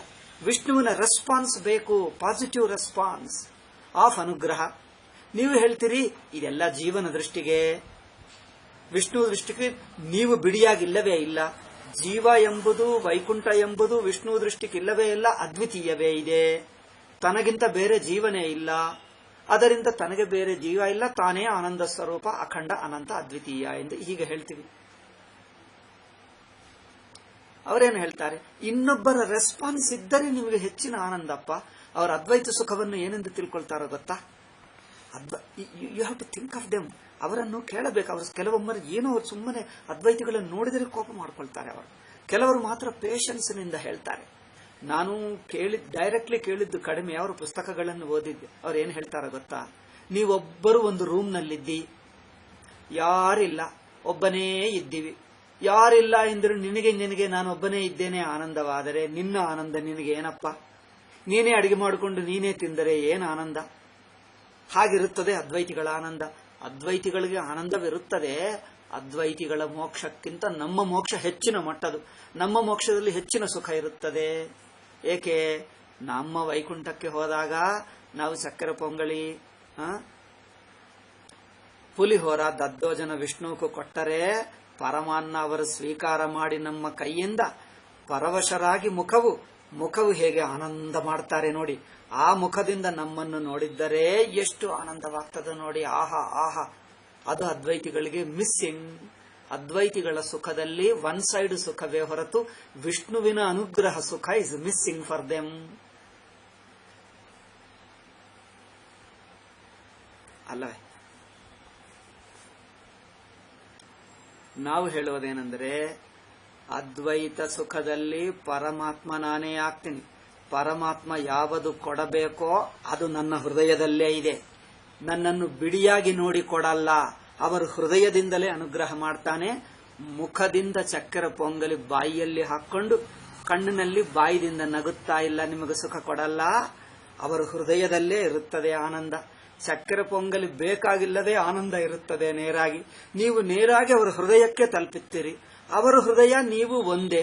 ಅವರು ಕೊಡುವುದು, ನೀವು ಸ್ವೀಕರಿಸುವುದು ಓಕೆ. ಅವರು ಕೊಡುತ್ತಾ ಇದ್ದರೆ ಆನಂದ. ಆನಂದ ಅಂದ್ರೆ ತೋರಿಸ್ತಾ ಇದ್ದಾರೆ ಅಲ್ಲವೇ? ನೀವು ನನ್ನ ಹತ್ತಿರ ಬಂದಿದ್ದೀ ಎಂದು ಪರವಶನಾಗ್ತಾನೆ ವಿಷ್ಣುವು. ಅಂದ್ರೆ ಅವರ ಅನುಗ್ರಹ ಕೊಡಬೇಕು, ನೀವು ಸ್ವೀಕರಿಸಬೇಕು. ಅನುಗ್ರಹ ಸ್ಟಾರ್ಟಿಂಗ್ ಶುರುವಾಯಿತು, ಸ್ವಿಚ್ ಆನ್ ನಂಬರ್ 1. ಅನುಗ್ರಹ ಕೊಟ್ಟರೆ ಅನುಗ್ರಹ ಏನಾಗುತ್ತದೆ? ಅನುಗ್ರಹ ಕೊಡುವುದು ಶುರುವಾಗಿ ಬಿಟ್ಟರೆ, ನೀವು ಸ್ವೀಕಾರ ಮಾಡ್ತಾ ಇದ್ದರೆ ಅವರು ಕೊಡ್ತಾ ಇರ್ತಾರೆ, ನೀವು ಸ್ವಲ್ಪ ಸ್ವಲ್ಪ ಸ್ವೀಕಾರ ಮಾಡ್ತಾ ಇದ್ದೀರಿ. ಯಾವಾಗ ಅನುಗ್ರಹ, ಪೂರ್ತಿ ಅನುಗ್ರಹ ಬರುತ್ತದೆ ನೋಡಿ. ಅನುಗ್ರಹ ಸ್ವಲ್ಪ ತೋರಿಸುವುದು, ಅವರು ನಗುವುದು ಶುರು ಮಾಡಿದ್ದರು. ಎಷ್ಟೊತ್ತು ನಗುತ್ತಾರೆ? ಆ ನಗುತ್ತಾ ಇದ್ದರೆ ಆನಂದ. ನಿಮ್ಮ ಚಕ್ಕೆರೆ ಪೊಂಗಲಿ ತಿಂದು ನಿನ್ನನ್ನು ನೋಡಿ ನಗುತ್ತಾ ಇದ್ದರೆ ಪೂರ್ತಿ ಆನಂದ, ಪೂರ್ತಿ ನಗುವುದು ಯಾವಾಗ ಆಗುತ್ತದೆ ಅಂದ್ರೆ ಅವರ ಅನುಗ್ರಹ ತೋರಿಸ್ತಾ ಇರಬೇಕು, ತೋರಿಸ್ತಾ ಇರಬೇಕು, ತೋರಿಸ್ತಾ ಇರಬೇಕು. ಅಂದ್ರೆ it is a continuous process ಅಲ್ಲವೇ, ಒಂದು ಕಂಟಿನ್ಯೂಟಿ, ಪ್ರವಾಹ. ತೋರಿಸ್ತಾ ತೋರಿಸ್ತಾ ಇದ್ದರೆ ಅವರ ಅನುಗ್ರಹ ಪೂರ್ತಿ ತೋರಿಸಲಿಲ್ಲ, ನಿನಗೆ ಪೂರ್ತಿ ಸಿಗಲಿಲ್ಲ, ಸ್ವಲ್ಪ ಸಿಕ್ಕಿತು, ಮುಂದಿನ ಕ್ಷಣ ಮತ್ತೆ ಅನುಗ್ರಹ, ಮುಂದಿನ ಕ್ಷಣ ಮತ್ತೆ ಅನುಗ್ರಹ, ಮುಂದಿನ ಕ್ಷಣ ಅಂದ್ರೆ ಈಚ್ ಕ್ಷಣ ತೋರಿಸ್ತಾ ಇದ್ದರೆ ಅನುಗ್ರಹ ಕಂಪ್ಲೀಟ್ ಕೊಟ್ಟಿಲ್ಲ, ನಿಮ್ಮ ಮೇಲೆ ಪ್ರೇಮ ದೃಷ್ಟಿ ಪೂರ್ತಿ ಕೊಟ್ಟಿಲ್ಲ, ಸ್ವಲ್ಪ ಕೊಟ್ಟಿದ್ದಾನೆ ಇನ್ನು. ಏಕೆಂದ್ರೆ ಒಂದೇ ಪೂರ್ತಿ ಕೊಟ್ಟಿದ್ದರೆ ನೆಕ್ಸ್ಟ್ ಕ್ಷಣಕ್ಕೆ ಅನುಗ್ರಹವಿರಲ್ಲ. ಮೊದಲನೆಯ ಕ್ಷಣವೇ ಒಟ್ಟಾಗಿ ನಗುತ್ತಾನೋ ಸ್ವಲ್ಪ ಸ್ವಲ್ಪ ನಗುತ್ತಾ ಇರುತ್ತಾನೆ, ಒಟ್ಟಾಗಿ ನಕ್ಕಿ ಬಿಟ್ರೆ ನೆಕ್ಸ್ಟ್ ಸೆಕೆಂಡ್ ಇಲ್ಲ, ನೆಕ್ಸ್ಟ್ ಸೆಕೆಂಡ್ ಈಗ ನಗಲ್ಲ. ಅಲ್ಲಲ್ಲ, ನಿರಂತರವಾಗಿ ನಗುತ್ತಾನೆ ಅಂದ್ರೆ ಸ್ವಲ್ಪ ಸ್ವಲ್ಪನೇ ನಗುತ್ತಾನೆ. ಏಕೆ? ಮತ್ತೆ ನಾಳೆ ಕೊಡಬೇಕಲ್ಲವೇ, ಎಲ್ಲ ಇವತ್ತೇ ಕೊಟ್ಟು ಬಿಟ್ರೆ ನಾಳೆಗೇನು?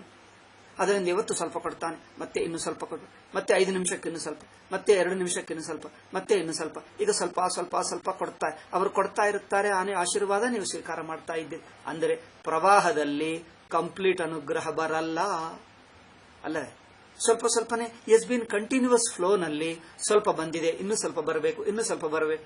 ಏಕೆಂದ್ರೆ ಇನ್ನು ಮುಂದಿನ ಕ್ಷಣಕ್ಕೆ ಈ ಕ್ಷಣದಲ್ಲಿ ಭಗವಂತನ ಅನುಗ್ರಹ ಬಂತು. ಮುಂದಿನ ಕ್ಷಣ ಇರುತ್ತದಾ ಇಲ್ಲವಾ? ಹೌದು. ಮುಂದಿನ ಕ್ಷಣಕ್ಕೆ ಅನುಗ್ರಹ ಬರಬೇಕಾ ಅಲ್ಲವಾ? ಮುಂದಿನ ಕ್ಷಣಕ್ಕೆ ಅನುಗ್ರಹ ಬರಬೇಕಂದ್ರೆ ಈ ಇಂದಿನ ಕ್ಷಣ, ಪ್ರೆಸೆಂಟ್ ಕ್ಷಣದಲ್ಲಿ ಸ್ವಲ್ಪ ಕೊರತೆ ಇದೆ. ಇಂದಿನ ಕ್ಷಣದಲ್ಲಿ ಕಡಿಮೆ ಇದ್ದರೆ ಮುಂದಿನ ಕ್ಷಣಕ್ಕೆ ಕೊಡ್ತಾನೆ. ನಾನು ಹೇಳಿದ ತರ್ಕ ಅರ್ಥವಾಗ್ತಾ ಇದೆಯಾ ನಿಮಗೆ? ಅಂದರೆ ಪ್ರೆಸೆಂಟ್ ಕ್ಷಣದಲ್ಲಿ ಅನುಗ್ರಹ ಸ್ವಲ್ಪ ಕೊಟ್ಟರೆ ಮುಂದಿನ ಕ್ಷಣಕ್ಕೆ ಕೊಡುವುದಕ್ಕೆ ಉಳಿಯುತ್ತದೆ. ಈ ಕ್ಷಣವಲ್ಲೇ ಒಟ್ಟು ಕೊಟ್ಟರೆ ಮುಂದಿನ ಕ್ಷಣ ಇಲ್ಲ ಅಲ್ಲವೇ? ಅದೇ ನಾವು ಅದ್ವೈತಿಗಳು ಹೇಳ್ತೀವಿ, ಭಗವಂತ ಒಟ್ಟು ಅನುಗ್ರಹ ಕೊಟ್ಟು ಬಿಡುತ್ತಾನೆ, ನಾವು ಒಟ್ಟು ಸ್ವೀಕಾರ ಮಾಡ್ತೀವಿ. ಆವಾಗ ಕೊಡುವವನು ಸ್ವೀಕಾರ ಮಾಡುವವನು ಇಬ್ಬರೆಂಬು ವಿಂಗಡ ಹೋಗಿ ಯು ಬಿಕಮ್ ಒನ್. ಈಗ ನೆಕ್ಸ್ಟ್ ಕ್ಷಣ ಇಲ್ಲ, ಕಾಲ ಪ್ರವಾಹವಿಲ್ಲ, ಕಾಲರಹಿತನಾಗುತ್ತಾನೆ. ಅವರಿಗೆ ಕಾಲ ಇರುತ್ತದೆ, ವೈಕುಂಠದಲ್ಲಿ ಕಾಲ ಇರುತ್ತದೆ ಗೊತ್ತಾ? ಅವರ ಅನುಗ್ರಹ ಮಾಡ್ತಾ ಇರುತ್ತಾನೆ, ನೀವು ಸ್ವೀಕಾರ ಮಾಡ್ತಾ ಇದ್ದೀರಿ. ಒಂದು ಕಾಲ ಪ್ರವಾಹ ಇರುತ್ತದೆ. ಕಾಲರಹಿತ ಹೇಳಲ್ಲ ಅವರು, ಪರಮಾತ್ಮ ಕಾಲರೂಪವೇ. ಕಾಲರೂಪ ಹೇಳ್ತಾರೆ, ಕಾಲರಹಿತ ಹೇಳಲ್ಲ. ಕಾಲರಹಿತ ಅಂದ್ರೆ ಕೂಟಸ್ಥ ಹೇಳ್ತಾರಲ್ಲ, ಅದು ಹೇಳಲ್ಲ ಅವರು. ಅದ್ವೈತಿಗಳೇ ಕೂಟಸ್ಥ, ಕಾಲರಹಿತ, ಟೈಮ್ಲೆಸ್. ಟೈಮ್ ಪ್ರವಾಹ ಇರುತ್ತದೆ, ಎಲ್ಲಾ ಕಾಲದಲ್ಲಿರುತ್ತೆ. ಅಂದರೆ ಭಗವಂತನ ಅನುಗ್ರಹ ನಿರಂತರ ಪ್ರವಾಹ ರೂಪ, ನಿರಂತರ ಫ್ಲೋಯಿಂಗ್ ಇರುತ್ತದೆ. ಅವರು ಕೊಡ್ತಾ ಇರುತ್ತಾರೆ, ನೀವು ಸ್ವೀಕರಿಸ್ತಾ ಇರೋ, ಕೊಡ್ತಾ ಇರ್ತಾರೆ, ಸ್ವೀಕರಿಸ್ತಾ ಇರುತ್ತೆ. ಅಂದ್ರೆ ಅರ್ಥವೇನು? ಈಗ ಸ್ವೀಕರಿಸಿದ್ದು ನೆಕ್ಸ್ಟ್ ಕ್ಷಣ, ಮರುಕ್ಷಣ, ಮರುಕ್ಷಣ ಹೇಳ್ತಾರ ಕನ್ನಡದಲ್ಲಿ, ಮರುಕ್ಷಣಕ್ಕೆ ಮುಂದಿನ ಕ್ಷಣ, ಮುಂದಿನ ಕ್ಷಣನೋ ಮರುಕ್ಷಣನೋ ಏನು ಹೇಳ್ತಾರೆ, ಮರುಕ್ಷಣಕ್ಕೆ ಮತ್ತೆ ಬರುತ್ತದೆ, ಮತ್ತೆ ಬರುತ್ತದೆ. ಅಂದರೆ ಏನು? ಈ ಕ್ಷಣಕ್ಕೆ ಸ್ವಲ್ಪ ಕಂಪ್ಲೀಟ್ ಕೊಟ್ಟಿಲ್ಲ, ಸ್ವಲ್ಪ ಉಳಿಸಿಕೊಂಡರು, ದೆನೋನ್ಲಿ ನೆಕ್ಸ್ಟ್ ಕ್ಷಣ ಕೊಡಕ್ಕಾಗ್ತದೆ. ಒಂದೇ ಕ್ಷಣಕ್ಕೆ ಒಟ್ಟು ಕೊಟ್ಟು ಬಿಟ್ಟರೆ ಕಾಲ ಮುಗಿಯುತ್ತದೆ. ಅದ್ವೈತಿಗಳು ಹೇಳುವುದೇನೆಂದರೆ, ಅವರು ಕೊಡುವುದು ನೀವು ಸ್ವೀಕರಿಸುವುದು ಸಪರೇಟ್ ಇಲ್ಲ. Whole thing becomes one block. Whole thing is ಒಂದೇ ಒಂದು ಅದ್ವಿತೀಯ. ಅವರ ಅನುಗ್ರಹವು ಅಖಂಡ ಅನಂತ ಅದ್ವಿತೀಯ. ಅನುಗ್ರಹ ಮುಗಿಯುವುದೇ ಇಲ್ಲ, ಸ್ವಲ್ಪ ಸ್ವಲ್ಪ ಕೊಡುವುದಿಲ್ಲ, ಒಟ್ಟಾಯಿತು. ಈಗ ನಾನು ಸ್ವೀಕರಿಸುವುದಕ್ಕೆ ನನಗೆ ಸ್ವಲ್ಪ ಸ್ವಲ್ಪ ಸ್ವೀಕರಿಸಿದ್ದರೆ ಆಗುತ್ತದೆ, ಒಟ್ಟೆ ಸ್ವೀಕರಿಸಿದ್ದರೆ ಈಗ ಸ್ವೀಕರಿಸುವವನೇ ಉಳಿಯಲ್ಲ. ಸ್ವೀಕರಿಸುವ ಜೀವಭಾವ ಬಿಡಿಯಾಗಿಲ್ಲ, ಬ್ರಹ್ಮವೇ ಆಗಿಬಿಡ್ತೀವಿ. ಅದರಿಂದ ಅಖಂಡವಾದ ಆನಂದ, ಪರಿಪೂರ್ಣ ಆನಂದ, ಆತ್ಮಸ್ವರೂಪವೇ ಆನಂದ. ಸತ್ಯಂ ಜ್ಞಾನಮನಂತಂ ಬ್ರಹ್ಮ, ಆನಂದಂ ಬ್ರಹ್ಮ, ಆನಂದ ಸ್ವರೂಪವೇ ಬ್ರಹ್ಮ ಆಗುವುದರಿಂದ ಸ್ವಲ್ಪ ಸ್ವಲ್ಪ ಸ್ವೀಕಾರವೇನಿಲ್ಲ. ವ್ಯತ್ಯಾಸ ಗೊತ್ತಾಯ್ತಾ? ಇನ್ನೊಂದು, ನಾವು ವೈಕುಂಠಾನುಭವಕ್ಕಿಂತ ಸಗುಣಾನುಭವಕ್ಕಿಂತ ನಿರ್ಗುಣಾನುಭವ ಬೇರೆ ಬಗೆ ಇರುತ್ತದೆ ಎಂದು ಹೇಳುವುದರಿಂದ ನಾವು ಸಗುಣವನ್ನು ಒಪ್ಪಲ್ಲ ಎಂದಲ್ಲ. ಇದು ನೆನಪಿಟ್ಕೊಂಡು ತುಂಬಾ ಮುಖ್ಯ. ಅವರೇನು ತಿಳ್ಕೊಳ್ತಾರೆ, ನಿರ್ಗುಣ ಬ್ರಹ್ಮಜ್ಞಾನವಿದೆ, ಅಲ್ಲಿ ಬ್ರಹ್ಮಸ್ವರೂಪವೇ ಆಗಿಬಿಟ್ಟು ಬ್ರಹ್ಮಾನಂದವೇ ಆಗುತ್ತಾರೆ ಎಂದು ಹೇಳಿದ್ದಾಗ ಅವರು ಸಗುಣವು ಒಪ್ಪಲ್ಲ ಎಂದು ಅನ್ಕೊಳ್ತಾರೆ. ಹಾಗೇನಲ್ಲ, ಸಗುಣ ಬೇಕೆನ್ನುವವರು ಸಗುಣವೂ ಪಡ್ಕೊಳ್ಳಬಹುದು. ಶಂಕರಾಚಾರ್ಯರು ತನ್ನ ತಾಯಿಗೆ ಸಗುಣ ಬ್ರಹ್ಮಲೋಕವನ್ನೇ, ವೈಕುಂಠವನ್ನೇ ಕೊಟ್ಟರು.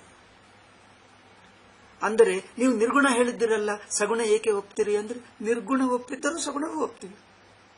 ನೀವು ದ್ವೈತದಲ್ಲಿ ಉಳಿಸಿಕೊಂಡು ದ್ವೈತದಲ್ಲೇ ಇದ್ದರೆ ಅದು ಅನುಭವಿಸಬಹುದು. ನಿರ್ಗುಣವು ಪೂರ್ಣತಾ ಹೇಳಿದ್ದೀವಿ, ಸಗುಣ ಕಂಪ್ಲೀಟ್ ಅಲ್ಲ, ಅಬ್ಸಲ್ಯೂಟ್ ಅಲ್ಲ, gradual is A flowing thing. ಅದು ನಿರಂತರ ಫ್ಲೋ ಆಗ್ತಾ ಇರುತ್ತದೆ. ಫ್ಲೋನಲ್ಲಿ ಸ್ವಲ್ಪ ಸಿಕ್ಕಿದೆ, ಇನ್ನೂ ಸ್ವಲ್ಪ, ಇನ್ನೂ ಸ್ವಲ್ಪ ಅಂದ್ರೆ ಏನು? There is an expectation. Next moment ಬೇಕು, ಇನ್ನು ನೆಕ್ಸ್ಟ್ ಮೂಮೆಂಟ್ ಬೇಕು, ಸ್ವಲ್ಪ ಸ್ವಲ್ಪ ಎಕ್ಸ್ಪೆಕ್ಟೇಷನ್ ಇರುತ್ತದೆ. ಕೊಟ್ಟಾಗ ಕೊಡ್ತಾರೆ, ಬಟ್ ನೆಕ್ಸ್ಟ್ ಬೇಕು. ಇಲ್ಲಿ ನಮಗೆ ನೆಕ್ಸ್ಟ್ ಈ ಕ್ಷಣ ನೆಕ್ಸ್ಟ್ ಕ್ಷಣ ಇಲ್ಲ. ಆಲ್ ಕಾಲ ಇಸ್ ಡಿಸಪಿಯರ್ಸ್. ಆಲ್ ಕಾಲ ನುಂಗಿ ಬಿಡ್ತದೆ. ಅದ್ವಿತೀಯವು ಒಂದೇ ಇರುತ್ತಾನೆ. ಅದೇ ಬ್ರಹ್ಮಾನಂದ ಸ್ವರೂಪ. ಅಂದರೆ ಅದ್ವೈತಿಗಳು ದ್ವೈತವನ್ನು ಒಪ್ಪಲಿಲ್ಲ, ಸಗುಣವನ್ನು ಒಪ್ಪಲಿಲ್ಲ ಅಲ್ಲ. ಸಗುಣವೂ ಇದೆ, ಬೇಕೆನ್ನುವವರಿಗೆ ಅದು ಸಿಗ್ತದೆ. ಅದಕ್ಕಿಂತ ಮೇಲೆ ಮಟ್ಟೊಂದು ಅದ್ವೈತ ಎಂದು ಹೇಳಿದ್ದೀವಿ ಅಷ್ಟೇ. ಬೇಕಾದರೆ ಅದು ಸಿಗ್ತದೆ, ಅದು ಬೇಕೆನ್ನುವವರಿಗೆ ಅದಿರುತ್ತದೆ. ಇವರೇನು ಹೇಳ್ತಾರೆ, ನೀವು ನಿರ್ಗುಣ ಹೇಳಿದ್ದಾರೆ, ನೀವು ಸಗುಣವೇ ಒಪ್ಪಲಿಲ್ಲ, ವೈಕುಂಠ ಒಪ್ಪಲಿಲ್ಲ, ಅದರಿಂದ ಏನಾಗ್ತದೆ, ಇವರೆಲ್ಲ ನಾಸ್ತಿಕರು ಅಂತ ಹೇಳ್ಬಿಟ್ಟು ಇವರು ನರಕಕ್ಕೆ ಹೋಗ್ತಾರೆ. ಈಗ ಇಲ್ಲಿ ಮಾತ್ರ ಕನ್ಫ್ಯೂಷನ್ ಆಯಿತು. ಅವ್ರು ಏಕೆ ಅರ್ಥ ಮಾಡ್ಕೊಳ್ತಾರಿಲ್ಲವೋ ಐ ಡೋಂಟ್ ನೋ.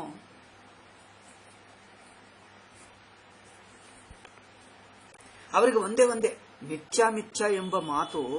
ನಾವು ಮಿಥ್ಯಾ ಹೇಳಿದ್ದೇಕಂದ್ರೆ ಜಗತ್ತಿನಿಂದ ದೃಷ್ಟಿ ಬ್ರಹ್ಮ ಕಡೆಗೆ ತಿರುಗಿಸುವುದಕ್ಕೆ ಮಿಥ್ಯಾ ಹೇಳಿದ್ದೀವಿ. ಬ್ರಹ್ಮವೇ ತಿಳ್ಕೊಂಡಾಗ ಮಿಥ್ಯಾ ಎಂಬುದು ಯಾವುದೂ ಇಲ್ಲ. ಅದು ಬ್ರಹ್ಮವೇ, ಎಲ್ಲವೂ ಬ್ರಹ್ಮವೇ. ಇದು ನಾವು ಮಿಥ್ಯಾ ಎಂಬ ಮಾತುಗೆ ಎಷ್ಟಿಟ್ಟುಕೊಂಡಿದ್ದೀವೋ ನಮಗಿಂತ ಹೆಚ್ಚಾಯಿತು ಅವರಿಗೆ ಮಿಥ್ಯಾ. ಆ ಮಿಥ್ಯಾ ಹೆದರಿಕೆ ಎಷ್ಟಾಯಿತಂದ್ರೆ ಮಿಥ್ಯಾ ಅಮ್ಮೋ ಮಿಥ್ಯಾ ಹೇಳಿದ್ದಾರೆ, ಅಮ್ಮೋ ಮಿಥ್ಯಾ ಹೇಳಿದ್ದಾರೆ, ಅಮ್ಮೋ ಮಿಥ್ಯಾ. ಆ ಮಿಥ್ಯಾ ಎಂಬುದು ಹೆದರಿಕೆ ದ ಹಾಂಟಿಂಗ್ ಆಗಿಬಿಟ್ಟಿತ್ತು ಅವರಿಗೆ. ಮಿಥ್ಯಾ ಎಂಬ ಮಾತು ಅವರಿಗೆ ಎಷ್ಟು ಹಾಂಟ್ ಮಾಡ್ತಾ ಇದೆ ಅಂದ್ರೆ ಅದರಿಂದ ಸಿಟ್ಟು ಮಾಡಿಕೊಂಡು, ಕೋಪ ಮಾಡಿಕೊಂಡು, ಬೈಯುತ್ತಾ ಏನೋ ಮಾಡಿ ಮಿಥ್ಯಾ ಹೇಳ್ತಾರೆ, ನಮ್ಮ ಜಗತ್ತು ಮಿಥ್ಯಾ ಹೇಳ್ತಾರೆ, ವೈಕುಂಠ ಮಿಥ್ಯಾ ಹೇಳ್ತಾರೆ. ಆ ಮಿಥ್ಯದಲ್ಲಿ ದ್ವೇಷ ಆಗಿಬಿಟ್ಟಿತ್ತು ಅವರಿಗೆ. ಇನ್ಫ್ಯಾಕ್ಟ್ ನಾವು ಮಿಥ್ಯವನ್ನು ಅಷ್ಟು ತಗೊಂಡಿಲ್ಲ, ನಾವು ಮಿಥ್ಯವನ್ನು ಹಗುರವಾಗೇ ತಗೊಂಡಿದ್ದೀವಿ. ಮಿಥ್ಯ ಅಂದ್ರೆ ಇಲ್ಲ ಎಂದು ಹೇಳಲಿಲ್ಲ, ಜಗತ್ತೆಲ್ಲ ಬ್ರಹ್ಮ ಎಂದು ತಿಳ್ಕೊಂಡಿದ್ದೀವಿ. ಬ್ರಹ್ಮ ಎಂದು ಹೇಳಿದ ನಂತರ ಮಿಥ್ಯ ಎಂಬ ದೃಷ್ಟಿಯೇ ಇಲ್ಲ ನಮಗೆ, ಅದು ಬ್ರಹ್ಮವೇ ಆಯ್ತಲ್ಲ. ನಾವು ಮಿಥ್ಯ ಎಂದು ಒಂದು ಹೆಜ್ಜೆದಲ್ಲಿ ಹೇಳಿ ಬ್ರಹ್ಮಕ್ಕೆ ತಲುಪಿದ ನಂತರ ಬ್ರಹ್ಮವೇ, ಯಾವುದು ಮಿಥ್ಯ ಇಲ್ಲ, ಅದೊಂದು ಉಪದೇಶದ ಹಂತ ಎಂದು ಹೇಳಿ. ಅವರು ಮಾತ್ರ ಉಪದೇಶ ಹಂತ ಎಂದು ತಗೊಳ್ತಾ ಇಲ್ಲ. ಅಮ್ಮ ಮಿಥ್ಯ ಹೇಳಿದ್ದಾರೆ, ಅಮ್ಮ ಮಿಥ್ಯ ಹೇಳಿದ್ದಾರೆ, ಅವರು ಮಿಥ್ಯ ಹೇಳಿದ್ದಾರೆ ಎಂದು ಸಿಟ್ಟು ಮಾಡಿಕೊಂಡು ಅವರೇ ಮಿಥ್ಯದಲ್ಲಿ ಮುಳುಗಿದ್ದಾರೆ. ನಿಜವಾಗಿ ಮಿಥ್ಯದಲ್ಲಿ ಮುಳುಗಿ ಮಿಥ್ಯದಿಂದ ಆಗುವ ಬೇಜಾರು ದುಃಖ ದ್ವೈತಿಗಳಿಗೆ ಎಷ್ಟಿದೆಯೋ ಅದ್ವೈತಿಗಳಿಗಿಲ್ಲ. ಮಿಥ್ಯ ಎಂದು ಹೇಳಿದ್ರೆ ಅದ್ವೈತಿಗೆ ಲಾಸ್ ಆಗಬೇಕಲ್ಲ. ಮಿಥ್ಯ ಅಂದ್ರೆ ಇಲ್ಲ, ಇಲ್ಲ ಅಂದ್ರೆ ಇಲ್ಲದವರಿಗೆ ಯಾರಿಗೆ ಲಾಸು? ಜಗತ್ತಿಲ್ಲ ಅಂದ್ರೆ ಲಾಸ್ ಯಾರಿಗೆ? ಅದ್ವೈತಿಗಳಿಗೆ ಆಗಬೇಕಲ್ಲವೇ? ಅದ್ವೈತಿಗಳಿಗೆ ಮಿಥ್ಯ ಎಂಬುವುದರಿಂದ ಯಾವ ಲಾಸೂ ಇಲ್ಲ. ಅವರು ನಿಶ್ಚಿತವಾಗಿ ಬ್ರಹ್ಮಸ್ವರೂಪವಾಗಿದ್ದಾರೆ. ಅವರು ಬ್ರಹ್ಮದಲ್ಲಿ ಕುಳಿತು ಆನಂದವಾಗಿದ್ದಾರೆ ಬ್ರಹ್ಮಸ್ವರೂಪವಾಗಿ. ಅವರಿಗೆ ಮಿಥ್ಯ ಎಂಬುವುದರಿಂದ ಯಾವ ಲಾಸೂ ಇಲ್ಲ. ಅವರಿಗೆ ಮಿಥ್ಯ ಎಂಬ ಮಾತಿನಿಂದ ಲಾಸ್ ಎಲ್ಲ ದ್ವೈತಿಗಳಿಗೆ. ದ್ವೈತ, ವಿಶಿಷ್ಟಾದ್ವೈತ ಮುಂತಾದ ಎಲ್ಲರೂ. ದ್ವೈತ ಅಂದ್ರೆ ಎಲ್ಲರೂ, ಅದ್ವೈತೇತರರೆಲ್ಲರೂ. ನಿಂಬಾರ್ಕ, ವಲ್ಲಭ, ಚೈತನ್ಯ ಯಾರೇ ಆಗಲಿ, ಒಬ್ಬನನ್ನೇ ಹೇಳ್ತಾ ಇಲ್ಲ. ಅಂದರೆ ಮಿಥ್ಯ ಎಂಬ ಮಾತಿನಿಂದ ದುಃಖವಾಗುವುದವರಿಗೆ, ಮಿಥ್ಯ ಎಂಬ ಮಾತಿನಿಂದ ಲಾಸ್ ಆಗುವುದವರಿಗೆ, ದುಃಖವಾಗುವುದವರಿಗೆ, ಕೋಪ ಆಗುವುದು ಅವರಿಗೆ. ಅದ್ವೈತಿಗಳಿಗೆ ಅದರಿಂದ ಲಾಸ್ ಇಲ್ಲ, ಕೋಪ ಇಲ್ಲ, ಏನೂ ಇಲ್ಲ, ದುಃಖ ಇಲ್ಲ. ಮಿಥ್ಯ ಎಂಬುದು ಒಂದು ಪ್ರಕ್ರಿಯೆ. ಎಲ್ಲವೂ ಪರಮಾತ್ಮನೇ. ನಾನು ಪರಮಾತ್ಮಗಿಂತ ದೂರವಾಗಲ್ಲ. ನೋಡಿ, ಪರಮಾತ್ಮ ನನಗೆ ಅನುಗ್ರಹ ಕೊಡುತ್ತಾನೆ ಯಾವಾಗ ನಾನು ಬೇರೆ ಇದ್ದರೆ ಅವರು ಕೊಡ್ತಾನೆ, ಅವರು ಕೊಡುತ್ತಾ ಇರುತ್ತಾನೆ, ನಾನು ಸ್ವೀಕರಿಸ್ತಾ ಇರುತ್ತಾನೆ. ಅಂದ್ರೆ ಅರ್ಥವೇನು? ಅವರು ಪೂರ್ತಿ ಕೊಟ್ಟಿಲ್ಲ, ನಾನು ಪೂರ್ತಿ ಸ್ವೀಕರಿಸಲಿಲ್ಲ, ಪ್ರವಾಹ ನಡೆಯುತ್ತದೆ. ಭಗವಂತ ಒಟ್ಟನುಗ್ರಹ ಕೊಟ್ಟರೆ, ನಾನು ಒಟ್ಟು ಸ್ವೀಕರಿಸಿದ್ದರೆ, ಸ್ವೀಕರಿಸುವವನು ಪೂರ್ತಿ ಆಗಿ ಬಿಡ್ತೀನಿ. ಈಗ ಬಿಡಿಯಾಗಿಲ್ಲ ನಾನು. ಭಗವಂತ ಕೊಡುವವನು, ನಾನು ಸ್ವೀಕರಿಸುವನು, ಎರಡು ಇಲ್ಲ, ಎರಡು ಒಟ್ಟೆ ಆಗಿಬಿಟ್ಟಿತು. ಇದು ಅದ್ವೈತಿಗಳ ದೃಷ್ಟಿ. ಪೂರ್ತಿ ಆನಂದವು ಪ್ರವಾಹವಾಗಿ ಬರುತ್ತಾ ಇಲ್ಲ, ಅದು ಒಟ್ಟಾಗಿ ಬಿಟ್ಟಿತು. ಅಖಂಡ, ಅನಂತ, ಅದ್ವಿತೀಯ, ಅಖಂಡವಾಯಿತು, ಅನಂತವಾಯಿತು. ಈಗ ಮತ್ತೆ ಕಡಿಮೆ ಆದರೆ ಮತ್ತೆ ಕೊಡಬೇಕಲ್ಲವೇ? ನೀವು ಇದು ಖಾಲಿ ಆದರೆ ಮತ್ತೆ ಇನ್ನೊಂದು ಬೇಕು ಎಂದು ಹೇಳ್ತೀವಿ, ನಲ್ಲಿ ಆನ್ ಮಾಡ್ತೀವಿ ಅಲ್ಲವೇ?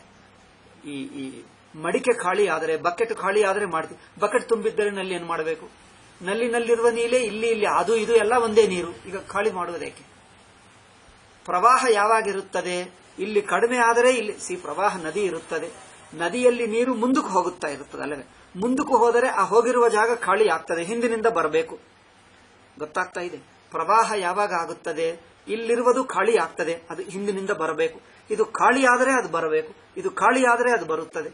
ನಮಗೆ ಖಾಲಿ ಇಲ್ಲ, ಹೊಸದಾಗಿ ಬರುವುದಿಲ್ಲ. ಅಖಂಡವೇ, ಅನಂತವೇ, ಅದ್ವಿತೀಯವು. ಅವ್ರಿಗೇನಾಗ್ತದೆ? ಒಂದು ಖಾಲಿ ಆಗ್ತದೆ, ಹೊಸದು ಬರುತ್ತದೆ, ಖಾಲಿ ಆಗ್ತದೆ. ಅಂದರೇನು? ಸ್ವಲ್ಪ ಅಪೇಕ್ಷೆ ಇರುತ್ತದೆ. ಅದಕ್ಕೋಸ್ಕರನೇ ಅವ್ರೇನು ಹೇಳ್ತಾರೆ? ಅಲ್ಲಿಗೆ ಹೋಗಿ ಸೇವೆ ಮಾಡ್ತಾರೆ. ವೈಕುಂಠದಲ್ಲಿ ಏನು ಮಾಡ್ತಾರೆ? ಸುಮ್ಮನೆ ಕುಳಿತಿರ್ತಾರ? ಅಮ್ಮ ಸೇವೆ ಮಾಡ್ತಾರೆ. ಸೇವೆ ಮಾಡದಿದ್ದರೆ మరి ಸಕ್ಕರೆ ಪೊಂಗಲಿ ಭಗವಂತ ನಗುವುದಿಲ್ಲ. ಅವ್ರು ನಗದಿದ್ದರೆ ನಿಮಗೆ ಆನಂದವೇಕೆ? ಆನಂದವಾಗಲ್ಲವಲ್ಲ. ಅಲ್ಲಿ ಹೋಗಿ ಭಗವಂತನ ನಗು ನೋಡಬೇಕು. ಭಗವಂತನ ನಗುಕ್ಕೆ ನೀವು ಸಕ್ಕರೆ ಪೊಂಗಲಿ ಮಾಡುತ್ತಾ ಇರಬೇಕು. ಸಕ್ಕರೆ ಬೇಕಾದ್ರೆ ಭೂಲೋಕನಿಂದ ಸಪ್ಲೈ ಮಾಡ್ತೀವಿ, ನೀವು ಸಕ್ಕರೆ ಮಾಡ್ಕೊಳ್ತಾ ಪೊಂಗಲ್ ಮಾಡ್ಕೊಳ್ತಾ ಭಗವಂತನಿಗೆ ಸಮರ್ಪಣೆ ಮಾಡುತ್ತಾ ಇರಬೇಕು. మరి ಇಲ್ಲದಿದ್ದರೆ ಅವ್ರು ನಗುತ್ತಾನೆ ಹೇಗೆ? ಅವ್ರು ನಗದಿದ್ದರೆ ನಿಮ್ಗೆ ಸುಖ ಹೇಗೆ? ಅವ್ರು ನಗುತ್ತಾ ಇರಬೇಕೆ? ಭಗವಂತ ನೀವೇ ಹೇಳಿದ್ದೀರಿ ಭಗವಂತನ ರೆಸ್ಪಾನ್ಸ್ ಬೇಕು. ನಾವು ಹೇಳಿದ್ದೀವಿ ಭಗವಂತನಿಗೆ ನಗುವುದೆಂಬುದು ಪ್ರತ್ಯೇಕವಿಲ್ಲ, ನಮ್ಮ ದೃಷ್ಟಿಗೆ ಅನಿಸುತ್ತದೆ. ಅವರು ಎಂದಿಗೂ ಆನಂದ ರೂಪವೇ. ಎಂದಿಗೂ ಬೆಳಕಾಗಿರುವ ಸೂರ್ಯೋದಯವಾದರೆ ನಮಗೆ ಬೆಳಕು ಕೊಟ್ಟ ಅನಿಸುತ್ತದೆ. ಸೂರ್ಯನಿಗೆ ನಾನು ಕೊಡ್ತಾ ಇದ್ದೀನಿ ಅನಿಸುತ್ತದೆ? ನಾನು ಎಂದಿಗೂ ಹೀಗೆ ಇದ್ದೀನಿ, ನಾನು ಎಕ್ಸ್ಟ್ರಾ ಕೊಡುವುದೇನು? ಬೆಂಕಿ ನೋಡಿ ಅಮ್ಮ ಬೆಂಕಿ ಸುಡುತ್ತಾ ಇದೆ ಅಂದ್ರೆ ನಿಮಗೋಸ್ಕರ ಸ್ಪೆಷಲ್ ಆಗಿ ಸುಡುತ್ತದ? ಬೆಂಕಿ ಇರುವುದೇ ಬಿಸಿಯಾ? ಬೆಂಕಿ ಇರುವುದೇ ಬಿಸಿ, ನಿನಗೋಸ್ಕರ ಸ್ಪೆಷಲ್ ಆಗಿ ಸುಡುವುದು ಶುರುವಾಯ್ತಾ? ನಮ್ಮ ದೃಷ್ಟಿಗೆ ಸುಡುತ್ತಾ ಇದೆ, ಬೆಂಕಿ ದೃಷ್ಟಿಗೆ ಸುಡುತ್ತಾ ಇದ್ದೇನೆ ಅನಿಸುತ್ತದೆ. ನಾನಿರುವುದೇ ಹೀಗೆ, ಸುಡುವುದೇನು? ನಾನಿರುವುದೇ ಹೀಗೆ ಅಂದರೆ ಬ್ರಹ್ಮ ದೃಷ್ಟಿಗೆ ತಾನಿರುವಿಕೆ ಅಷ್ಟೇ. ಸಚ್ಚಿತ್ ಆನಂದ ಬ್ರಹ್ಮ ದೃಷ್ಟಿಗೆ ಇರುವಿಕೆ, ನಮ್ಮ ದೃಷ್ಟಿಗೆ ಅನುಗ್ರಹ. ಜೀವ ದೃಷ್ಟಿಗೆ ಅನುಗ್ರಹ ಅನಿಸುತ್ತದೆ, ತನ್ನ ದೃಷ್ಟಿಗೆ ಹಾಗೇ ಇರುತ್ತಾನೆ, ಇರುವುದೇ ತನ್ನ ಸ್ವರೂಪ. ಇದು ವ್ಯತ್ಯಾಸ ಅದ್ವೈತಿಗಳು. ಅವರ ಹಾಗಲ್ಲ. ನಮ್ಮ ದೃಷ್ಟಿಗೆ ಏನು ಅನಿಸುತ್ತದೋ ಭಗವಂತನೂ ಅದು ಬದಲಾವಣೆ ಆಗಬೇಕು. ಅವನು ಅನುಗ್ರಹಿಸುತ್ತೇನೆ ಅನಿಸಬೇಕು, ಇವರಿಗೆ ಪ್ರೇಮ ತೋರಿಸುತ್ತೇನೆ ಅನಿಸಬೇಕು. ಅನಿಸದಿದ್ದರೆ ನಿರ್ಗುಣ ಆಗುತ್ತದೆ. ಅದರಿಂದ ಭಗವಂತ ನಮಗೆ ತೋರಿಸಬೇಕು, ಅವರ ಅನುಗ್ರಹ ನಮ್ಮ ಮೇಲೆ ತೋರಿಸಬೇಕು. ನಮ್ಮ ಮೇಲೆ ಅನುಗ್ರಹ ತೋರಿಸುವುದಾದರೆ ಅವನಿಗೆ ಗುಣಗಳಾಗುತ್ತದೆ, ಅವನು ಬದಲಾಯಿಸುತ್ತಾನೆ. ಭಗವಂತನು ವಿಕಾರಶೀಲವಾದರೆ ಭಗವಂತನಿಗೂ ದುಃಖ ಶುರುವಾಗ್ತದೆ ಎಂದು ನಾವು ಹೇಳಿದ್ದೀವಿ ಅದ್ವೈತಿಗಳು. ಭಗವಂತನು ತೋರಿಸುವುದು ಕಡಿಮೆ ಮಾಡುವುದು ಆದರೆ ಭಗವಂತನಲ್ಲಿ ಮತ್ತೆ ವ್ಯತ್ಯಾಸ ಆಗುತ್ತದೆ. ಭಗವಂತನಿಗೆ ಮೂಡು ಬದಲಾಯಿಸಿದ್ದರೆ, ಭಗವಂತನು ಮೂಡಿಯಾದರೆ ಮತ್ತೆ ಭಗವಂತನಿಗೆ ದುಃಖ ಬರುತ್ತದೆ. ಒಳ್ಳೆಯ ಮೂಡು, ಕೆಟ್ಟ ಮೂಡು, ಸಕ್ಕರೆ ಪೊಂಗಲಿ ಮೂಡು, ಸಕ್ಕರೆ ಪೊಂಗಲಿ ಹೆಚ್ಚು, ಒಂದು ದಿನ ಸಕ್ಕರೆ ಕಡಿಮೆ ಆಯಿತು, ಅಯ್ಯೋ ಕಡಿಮೆ ಆಯಿತು ಎಂದು ಬೇಜಾರಾಗ್ತದೆ. ಪ್ರತಿ ದಿವಸ ಕರೆಕ್ಟ್ ಆಗುತ್ತದೆ, ಒಂದು ದಿವಸ ಹೆಚ್ಚು, ಒಂದು ದಿವಸ ಕಡಿಮೆ ಅಲ್ಲವೇ? ಚಿತ್ರಾನ್ನ ಒಂದು ದಿವಸ ಹುಳಿ ಹೆಚ್ಚಾಗ್ತದೆ, ಅವಾಗೇನು ಯಾವ ಹುಳಿ ಅಂದೆ, ಅವಾಗೇನು ಮಾಡ್ತೀವಿ, ಮತ್ತೊಂದು ಸಲ ಮಾಡ್ತೀವಿ. ಭಗವಂತನಿಗೆ ಆಗುತ್ತದೆ ಅಲ್ಲವ? ಆದ್ದರಿಂದ ನಿಮ್ಮ ಜೀವ ಬುದ್ಧಿಯನ್ನು ಭಗವಂತನ ಮೇಲೆ ಹಾಕಬೇಡ ಅಷ್ಟೇ ನಾವು ಹೇಳಿದ್ದೀವಿ. ಓಕೆ, ಮಿಕ್ಕದ ಸಂದೇಹ ಹೇಳೋಣ. ಓಂ ಶಾಂತಿ ಶಾಂತಿ.